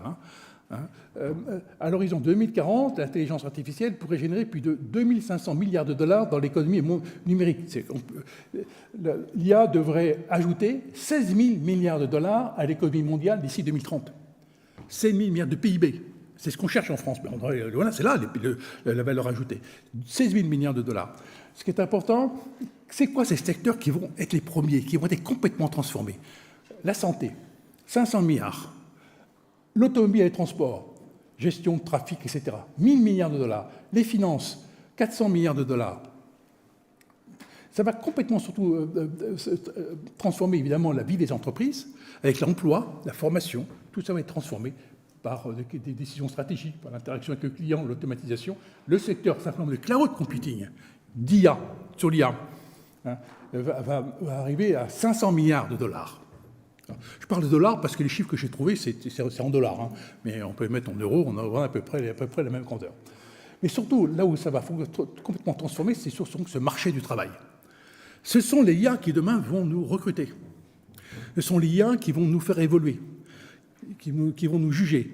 Moi, je me souviens très bien que j'ai posé la question à Bill Gates, qu'est-ce qu'il avait retenu de sa période où il était CEO de Microsoft? Il m'a répondu, il ne faut surtout pas être intelligent. Voilà. Parce qu'il faut savoir s'entourer. Et vous allez voir après, il y a des technologies de demain qui sont faites pour complètement transformer la gouvernance. Hein, ça sera bien mieux fait par de l'IA. Donc, l'IA générative, l'impact est voilà, énorme. La sécurité, que ce soit la sécurité, cybersécurité, les investissements R&D, l'énergie, les investissements R&D, tout le monde va s'y mettre. Ça va progresser très vite. Voilà, comme le temps presse, je vous laisse simplement quelques chiffres hein, que vous pouvez y retenir. Mais le plus important, c'est l'IA dans les villes. Une gestion connectée des ressources urbaines. La ville va être complètement différente avec tout ce qui est en train d'émerger. Complètement, parce que ça va être d'avoir un marché énorme, 1000 milliards qui vont être investis. Et d'ici 2040, l'Internet des objets, couplé à l'IA, devrait compter plus de 100 milliards d'appareils connectés à travers le monde. C'est ça qui va changer dans la vie de tous les jours. Toute cette IA, que cette fois-ci, ça sera vraiment des mathématiques, non seulement à ce service, mais on va mathématiser tous les échanges, toute la création de valeur qu'on trouve dans une ville. Voilà. Croissance, j'ai vu ça quelque part dans ce que vous avez dit, donc je vous le confirme. La Chine va faire environ 50 à 60% du marché mondial, les États-Unis 25 à 30%, bon, l'Europe va être tout petite, 10 à 15%, mais on va être bon en réglementation éthique, ça c'est sûr. Mais en revanche, la Chine sera beaucoup plus forte dans les technologies stratégiques et en termes d'innovation, les États-Unis. Voilà, tout simplement, le monde, on sera peut-être un peu trop témoin, on sera peut-être trop dépendant. Voilà. Donc, maintenant, je vous ai donné le cadre, je vous ai donné les mathématiques, les chiffres clés, et j'arrive enfin à ce qui vous intéresse. Je suis désolé, mais je tenais absolument à faire cette introduction pour que vous ne me disiez pas d'où ça sort. C'est pas du ChatGPT, c'est réfléchi. Les 10 briques technologiques qui sont le futur de l'IA. Qu'est-ce qu'ils ont d'abord en commun, hein, ces technologies? J'ai 3 slides. Hein. Elles vont avoir l'intelligence artificielle qui va raisonner, qui explique. Il va y avoir, contrairement au modèle classique, on sera capable d'expliquer les raisons derrière des décisions et donc de ces actions. Ces IA peuvent justifier leurs conclusions, identifier et surtout être capables de prévoir, d'anticiper des prises de décision autonomes. J'ai un monde dans la tête, hein, donc je préfère. Je sais ce qu'il me reste à faire, j'accélère un tout petit peu, et la collaboration sera un pilier central de ce futur de l'IA. Mais j'arrive au fait. Voilà. Donc, passons sur celle-ci. Voilà les 10. Commençons celle que vous connaissez déjà, hein, que j'ai appelée, c'est moi qui ça sort de mon cerveau, moi je l'ai appelée IA générative 2.0. Qu'est-ce qu'elle va faire par rapport à ce qu'on connaît aujourd'hui? On va intégrer le contexte. Hein, parce que pour l'instant, le contexte, il n'y en a pas. À part, c'est les généralités, je suis bon, voilà. Et la prochaine génération d'IA générative va intégrer une adaptabilité contextuelle, où les modèles d'IA comprennent non seulement les données, mais qui génèrent, mais aussi le contexte d'utilisation. Voilà. Et donc, ces modèles vont avoir désormais des intentions. Voilà. Bon, passons donc aux 9 autres que vous ne connaissez pas. Le premier, c'est c'était sur les... Qu'est-ce que ça va permettre, ce que je dis tout à l'heure sur cette nouvelle IA générative? Ça va permettre de faire émerger, en termes de technologie, l'IA et la DAO. Je ne suis pas sûr que vous connaissez ce que c'est que la DAO, mais vous allez tous savoir très rapidement ce que c'est. DAO, c'est Decentralized Autonomous Organization. C'est l'entreprise qui fonctionne toute seule, par la gouvernance, avec des mécanismes de vote, avec des mécanismes de métier qui sont intégrés. Mais demain, avec l'IA, ça va permettre, en plus, de tenir compte des flux au sein de l'entreprise, des interactions qu'un blockchain n'était pas capable d'intégrer. Voilà. La superintelligence, C'est quoi qui arrive? On va l'appeler, c'est être capable d'anticiper précisément les conséquences de chaque décision. Et surtout de gérer simultanément des variables multiples et d'aborder des problématiques interconnectées. C'est-à-dire, il va faire travailler plusieurs entités, il va les faire collaborer. Aujourd'hui, ce n'est pas possible avec de l'IA générative. Et c'est cette intelligence que j'ai bâtie moi-même, intelligence optimale. Super intelligence, c'est la meilleure intelligence qu'on pourrait obtenir avec ces mathématiques. L'intelligence augmentée. L'intelligence augmentée n'a pas pour but de remplacer l'humain, mais de renforcer ses capacités. Donc, il va y avoir cette collaboration homme-machine pour des prises de décision plus éclairées, une créativité amplifiée et des performances améliorées. Ce qui est important, c'est la chute. C'est donc avoir des diagnostics précis et des recommandations stratégiques. C'est ça qui va arriver. Ça, ce n'est pas l'IA générative et des LLM, c'est autre chose. C'est d'autres mathématiques. Ce qui est important, donc une intelligence distribuée, avec une collaboration sans centre. Donc, ça veut dire quoi? Une collaboration de plusieurs entités intelligentes, capteurs. Alors, c'est facile, on n'arrive plus aux humains, on arrive aux machines. Les machines qui ont des datas, des capteurs, donc des machines, des logiciels, sans point de contrôle central. Et ça va permettre surtout une décentralisation qui va permettre d'optimiser au mieux les infrastructures. Donc chaque unité prend des décisions localement. L'intelligence quantique. Vous avez tous entendu parler de l'informatique quantique. On arrive à des solutions qui sont satisfaisantes. Donc cette intelligence quantique, évidemment, ça va permettre d'analyser des données à une vitesse et une précision inégalées. Je ne vais pas vous donner quelques chiffres que permettent d'avoir les qubits, mais c'est totalement impressionnant. C'est tellement impressionnant que vous allez être concerné, vous allez avoir des tas de problèmes, parce que tout ce qui est les cryptages risquent de sauter. Et donc il va falloir repenser tout le cryptage, avec le cryptage quantique. Donc intelligence quantique, l'exploration des limites du calcul. Là, ça fait peur. Ce type d'intelligence quantique. Une intelligence sensible au contexte, c'est ce que j'appelle la conscience artificielle. Pour ne pas dire numérique, pour faire peur en disant intelligence consciente. C'est quoi? La conscience artificielle va au-delà des capacités de l'intelligence artificielle actuelle, en intégrant des éléments de subjectivité, d'adaptation conceptuelle évidemment, mais c'est surtout tenir compte de l'émotion. On cause, on parle, mais dans quelle humeur vous êtes, le ton, ça va être ça, l'IA. Donc les ChatGPT vont être complètement différents. On a parlé tout à l'heure, oui, mais le ChatGPT, est-ce que vous êtes humain, pas humain? Là, vous ne ferez pas la différence. Ce type-là. Donc ces caractéristiques, c'est évidemment subjectivité, comme je disais avant, adaptation contextuelle, mais surtout réflexion sur ses propres processus. Dernier point est fondamental. Il va réfléchir sur ses propres processus pour essayer de les améliorer. L'humain, il va s'auto-évaluer pour s'améliorer. Là, vous aurez du boulot. Conscience artificielle, c'est mon deuxième point, c'est une intelligence sensible au contexte, et avec cette empathie, et surtout, ce qui est important, c'est le dernier point, c'est ces robots empathiques.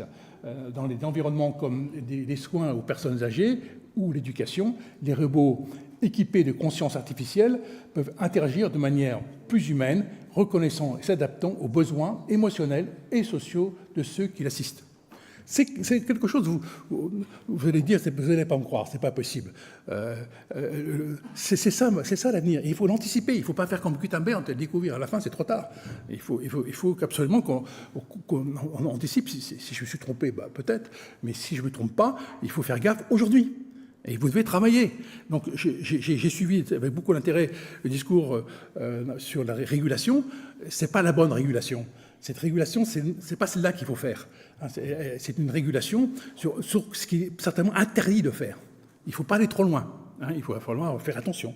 Ce n'est pas simplement soyez sage, non, c'est l'interdire. Parce que ça peut être très dangereux, ça. Je suis d'accord avec Musk quand il dit, oh là, ne jouons pas à ça, ne jouons pas. C'est ça la régulation qu'il faudrait imaginer. L'intelligence collective homme-machine. Bon, c'est la synergie entre les capacités humaines, je le redis comme je l'ai dit tout à l'heure, mais surtout ce qui va être important dans cette intelligence collective homme-machine, c'est ce que vous appelez l'IA, l'IA, ça va se comporter comme un humain. C'est un humain qui collabore avec, entre guillemets, d'autres humains. Mais c'est un humain que je n'ai pas le mot intelligence, c'est de la mathématique, hein, qui permettra naturellement de tenir compte des avis de chacun et prendre des décisions en temps réel. L'intelligence environnementale, c'est probablement l'intelligence la plus importante. Parce qu'on est incapable aujourd'hui de résoudre tous ces problèmes de chaleur. Ah oui, il faut c'est le CO2. C'est bien plus complexe que ça. Notre cerveau n'est pas capable de le faire. Les mathématiques ne sont pas capables de le faire comme aujourd'hui. C'est ça qui est important. C'est les interactions avec l'environnement pour arriver à résoudre ces problèmes qu'on n'est pas capable même de poser. Et c'est cette IA qui va permettre enfin de comprendre ce qu'il faut faire pour éviter ces catastrophes auxquelles on sera condamné. Ça ne consiste pas simplement en moins de CO2, c'est bien plus important que ça. Et donc c'est ça qu'il va falloir faire pour la gestion des ressources naturelles, l'agriculture de précision, le développement des villes intelligentes, bien entendu. La métacognition, ça, en revanche, c'est un terme que j'ai pris chez ChatGPT. C'est-à-dire que c'est de l'IA qui est capable de réfléchir sur elle-même. Je prends la définition de ChatGPT, et qui dit qu'il va évaluer et ajuster ses propres processus de pensée en temps réel, augmenter leur autonomie et leur adaptabilité. Bon, voilà, dans les cas, je vous donne l'origine de ce concept. C'est ce qui est, donc, ils appellent la métacognition. C'est certainement aussi l'autre, j'ai parlé de l'environnement, c'est certainement la deuxième application de IA de demain qui est la plus importante. C'est la bio-intelligence synthétique, l'interface entre la bio et l'IA. La bio va rentrer quelque part. Je ne sais pas où, mais ça va rentrer. La bio, c'est l'avenir, ça va se passer. Et donc, comment on va faire pour la médecine générative, l'ingénierie génétique, les interfaces cerveau-machine? Moi, je pense que cerveau-machine, dans ce type d'IA, c'est excessivement important. C'est absurde aujourd'hui de soigner le cerveau par la chimie. On va soigner le cerveau demain avec ce genre de technique par la physique. Regardez en France ce qui se passe chez Clinatech, ils ont tout compris. Hein, et ils sont capables aujourd'hui, ils voient comment ils peuvent soigner toutes les maladies du cerveau, hein, les cerveaux dégénératifs. Hein, c'est impressionnant, parce que c'est mélangé d'IA, et ça ouvre des nouvelles perspectives sur les traitements médicaux personnalisés. Voilà. Donc, je vous ai fait peur, j'espère en tous les cas, hein, parce que mais qu'est-ce qu'il nous a raconté? Ce n'est pas possible. Bon, je ne serai peut-être plus là dans 10 ans ou dans 15 ans, mais j'en fais le pari, hein, que ce que je raconte, ça va. Pour en arriver à la question de fond, la singularité. La singularité, c'est quand le moment où l'IA surpasse les capacités humaines. Alors, moi, je n'y crois pas trop.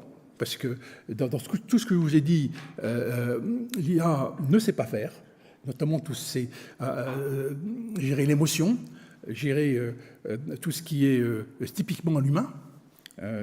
Et donc, mais il y a beaucoup de futurologues qui accordent de grande importance à la singularité avec les enjeux que je vous ai synthétisés ici. C'est atteignent un niveau de performance et de capacité qui dépasse celle des humains dans presque tous les domaines. Bon, oui, mais moi j'ai dit, le but c'est qu'il collabore avec l'humain, il ne fera pas à la place de l'humain. Et donc les machines deviendront plus intelligentes que leurs créateurs. Voilà, vous voyez ce qu'on fait allusion. Voilà. Donc vous imaginez bien qu'on peut faire la science-fiction avec ça, des beaux films, mais retenez bien que c'est un débat qui mérite des traités. Hein. Voilà, c'est tout ça. Et donc, évidemment, sur quoi ils visent, c'est sur des progrès technologiques qui deviennent exponentiels avec des avancées rapides dans des domaines tels que la médecine, l'ingénierie, tout ça. Bon, donc je vous ai promis en conclusion un secteur qui donne l'exemple, un secteur qui montre déjà comment avec de l'IA, il y a des start-up, il y a des nouvelles entreprises qui sont en train de changer déjà aujourd'hui complètement les jeux. Alors, il n'y a plus le parti, je suis puni, hein. Mais en tous les cas, non pis, ça a disparu, mais je le dirais oralement, sans les chiffres, c'est tout le secteur de la drogue. Hein. Drogue qu'on s'entend, c'est pas le hashish, hein, c'est des drogues pour se soigner, où là, ça va une vitesse incroyable pour sortir des nouveaux médicaments. Nous, on se bat parce que c'est de Doliprane, mais on ferait bien mieux de se battre pour les autres médicaments, les autres drogues. C'est ça qui est intéressant avec de l'IA. Sans l'IA, c'est pas possible. Donc, j'avais trouvé un schéma qui montrait le nombre d'initiatives qu'il y a là-dedans. Et voilà un exemple concret qui va arriver très vite. Et c'est pas ChatGPT, c'est pas l'IA générative, c'est cette IA je vous ai montré à travers, tant pis dommage, je vous ai montré à travers de la drogue comment c'est en train de transformer, de réinventer tout ce secteur d'activité, parce que on sait exactement ce qu'il faut faire, mais l'humain n'est pas capable. Ça demande d'énormes capacités, ça demande beaucoup de mathématiques, et l'IA est capable de le faire. Donc dommage, j'ai pas ce petit schéma qui me paraissait intéressant, en disant voilà un secteur qui est en train de se transformer. Voilà. Donc je sais que j'ai pris 20 minutes de plus, mais vous avez vu, je m'en excuse, j'ai parlé avec beaucoup de passion. Mais cette passion n'est pas là simplement dire parce que j'ai fumé la moquette, j'y crois. Et que je vous conseille vivement de faire en sorte que, comment on pourrait dire, on ne le subisse pas, mais qu'on le pilote, ce changement. Voilà.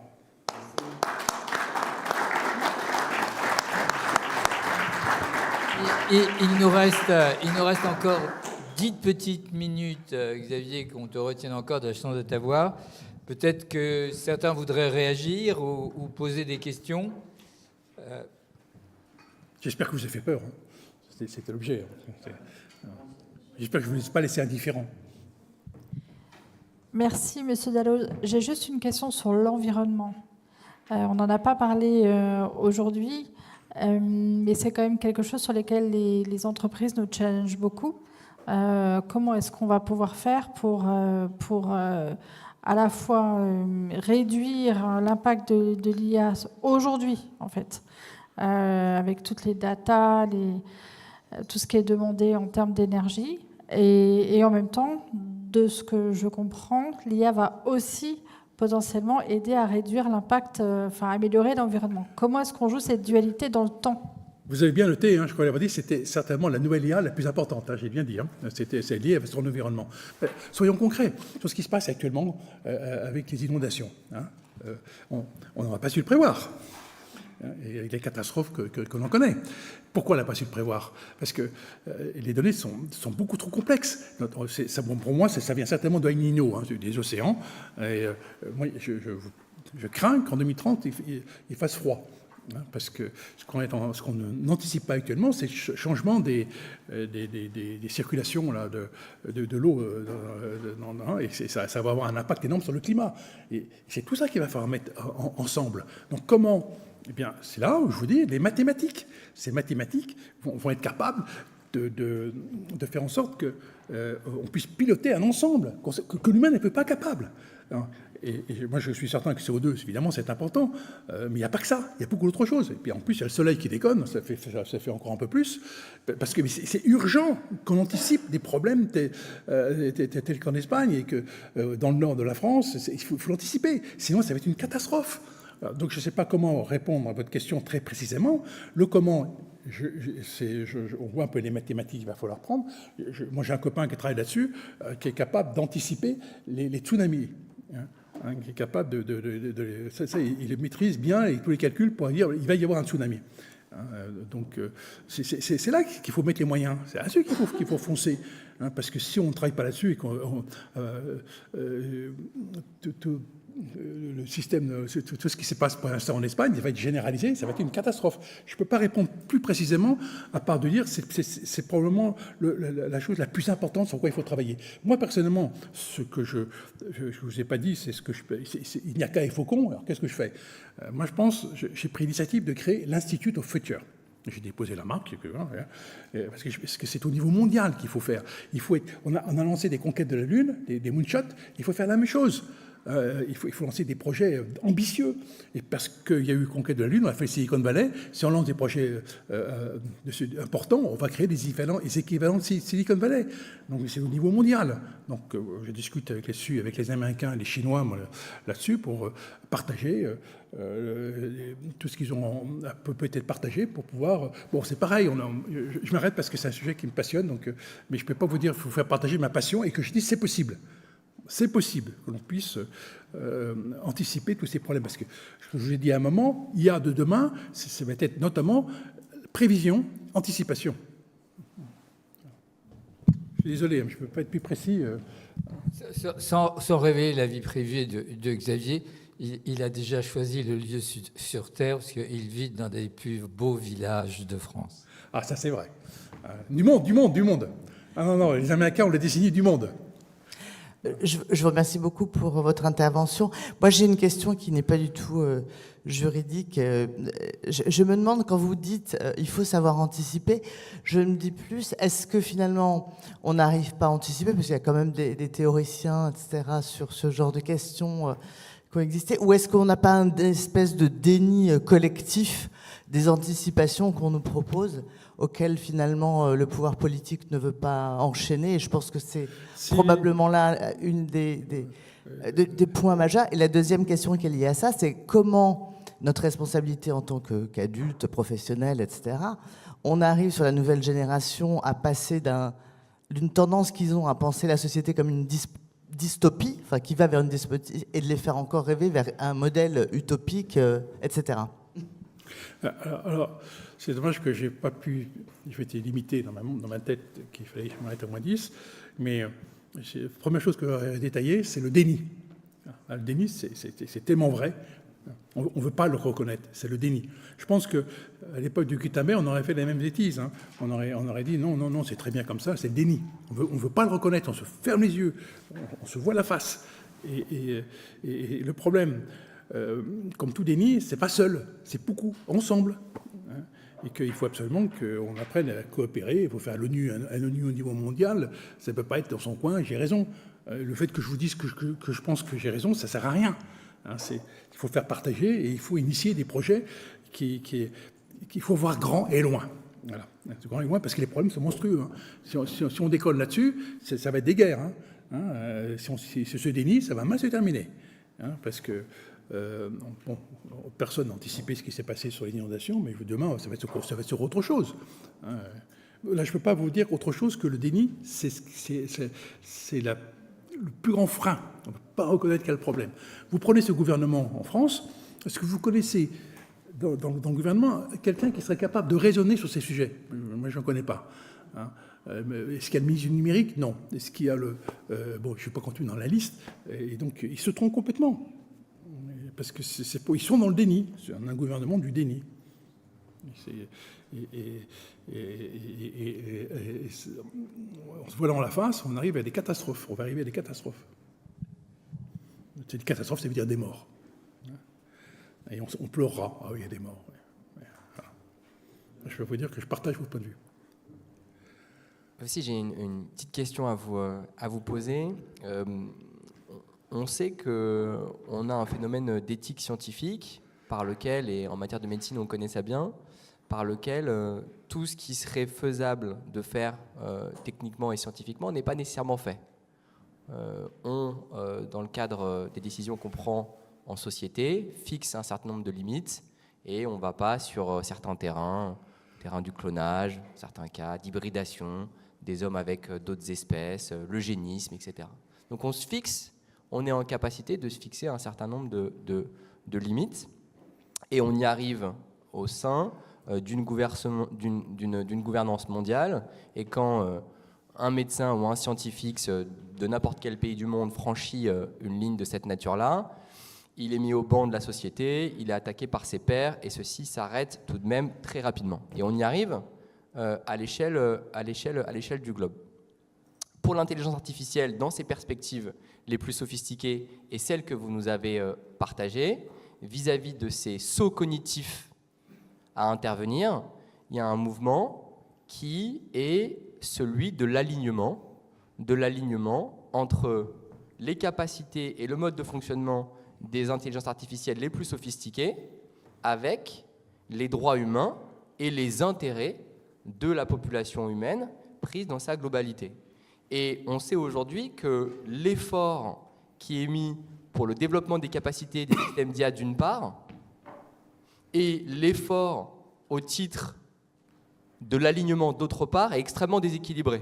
Mais beaucoup d'argent, beaucoup de ressources, beaucoup d'efforts pour augmenter les capacités techniques et beaucoup moins pour s'assurer des conditions de l'alignement. Et au niveau mondial, certains réfléchissent, et parmi lesquels les plus informés au monde, bien, d'une sorte de moratoire sur le développement des IA avec les technologies les plus avancées, le temps que la recherche sur l'alignement avance. Est-ce que vous pensez, au regard des futurs développements de l'IA et de ce vers quoi on se dirige, est-ce que vous pensez qu'un tel moratoire est nécessaire ou non?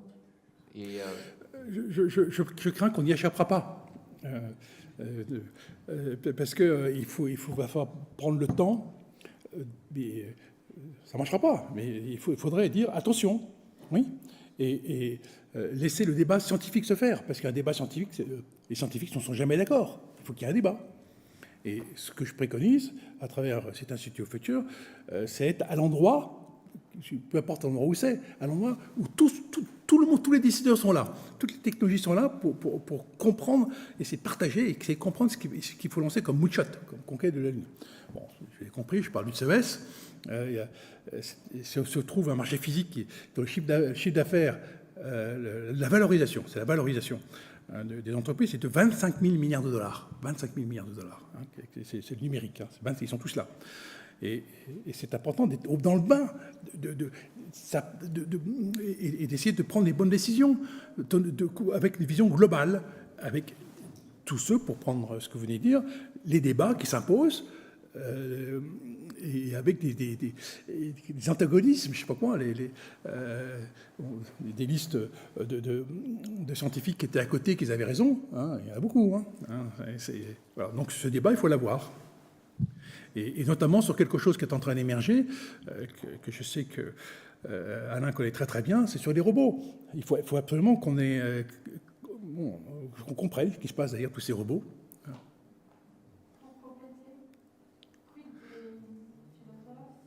Vous pouvez parler un peu plus fort, s'il vous plaît. Oui, d'accord, il y a vraiment le micro. Pour compléter la question, vous parlez de débat entre scientifiques, mais quid des philosophes, des sociologues, des gens de la foi? Ils sont où tous ces gens-là? Il y a un peu un vide sidéral, vous ne trouvez pas? Au-delà de ça, évidemment, je peux répondre que oui, mais au-delà de ça, ça va prendre du temps. Donc, ça ne va pas se faire du jour au lendemain. Je pense qu'on devrait tous avoir comme souci comment nos enfants pourront digérer tout ça. Nous, moi c'est fini. Hein, mais comment la nouvelle génération va le comprendre. Hein. Et aujourd'hui, est-ce qu'on les associe? Je ne pense pas.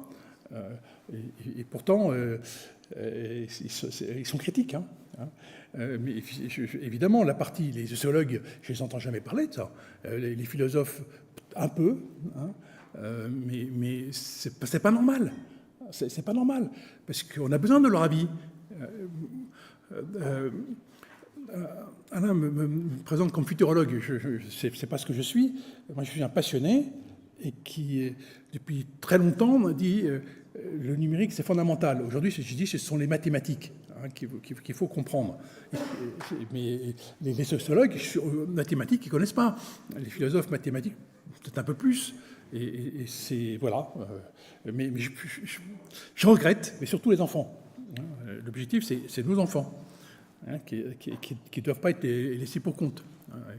Et que ces enfants, il faut qu'à l'école, il faut que les profs fassent en sorte qu'ils n'aient pas simplement un réflexe d'écologie. C'est pas simplement... faites attention à ce que la Terre, elle se porte très bien, la Terre. C'est pas uniquement la Terre, c'est demain. Les conséquences qu'on fait demain. Voilà. Je crois que ce sera le mot de la fin. C'est dommage. Hein, oui, mais... voilà, c'est des vrais sujets qu'il faudra avoir. Je ne suis pas sûr qu'il y ait beaucoup d'endroits en France où on ait des débats comme ça. Hein. Organisons ça à d'autres occasions. Je crois que ça passionne pas mal de monde. Mais il y a un moment... en tous les cas, je vous remercie de m'avoir permis de faire ce genre de présentation. Mais je crois que vous, je vais absolument finir là-dessus, vous, avocats, vous êtes assis sur un tas d'or. Vous êtes assis sur un tas d'or, parce qu'on a besoin de vous. Ce n'est pas possible qu'on réussisse comme ça en disant laissez faire. Il va falloir faire créer, je vais appeler ça, faire émerger une infrastructure juridique. C'est ce qu'on s'attache à faire avec la Oui, c'est pour ça, j'ai entendu ça. Oui, c'est ça l'infrastructure. Voilà. Merci beaucoup. Merci beaucoup. Voilà, en tous les cas, c'est moi qui vous remercie. On va faire Et peut-être un dernier mot. Et peut-être un dernier mot, remercier Frédéric Foster et Marilyn qui ont travaillé pendant 2 jours et tout le réseau dans les Merci. And just to say the same thing in English, and my thank you, Frederick, thank you very much for everything you've done. I hosted Cape Town last year. I know how hard this is, and I know how much work it is. So, Frederick, thank you very much, and to Marilyn as well in the back.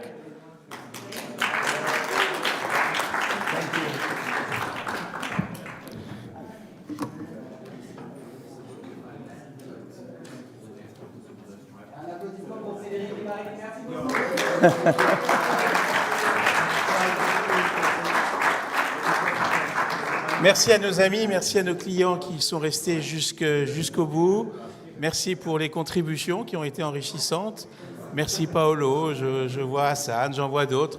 Merci beaucoup, merci Laurence d'avoir contribué. Et pardon aux autres que je ne connais pas. Et pour les membres du réseau, rendez-vous dans 1 heure, moins d'1 heure, au musée du vin. Donc, il va falloir courser là.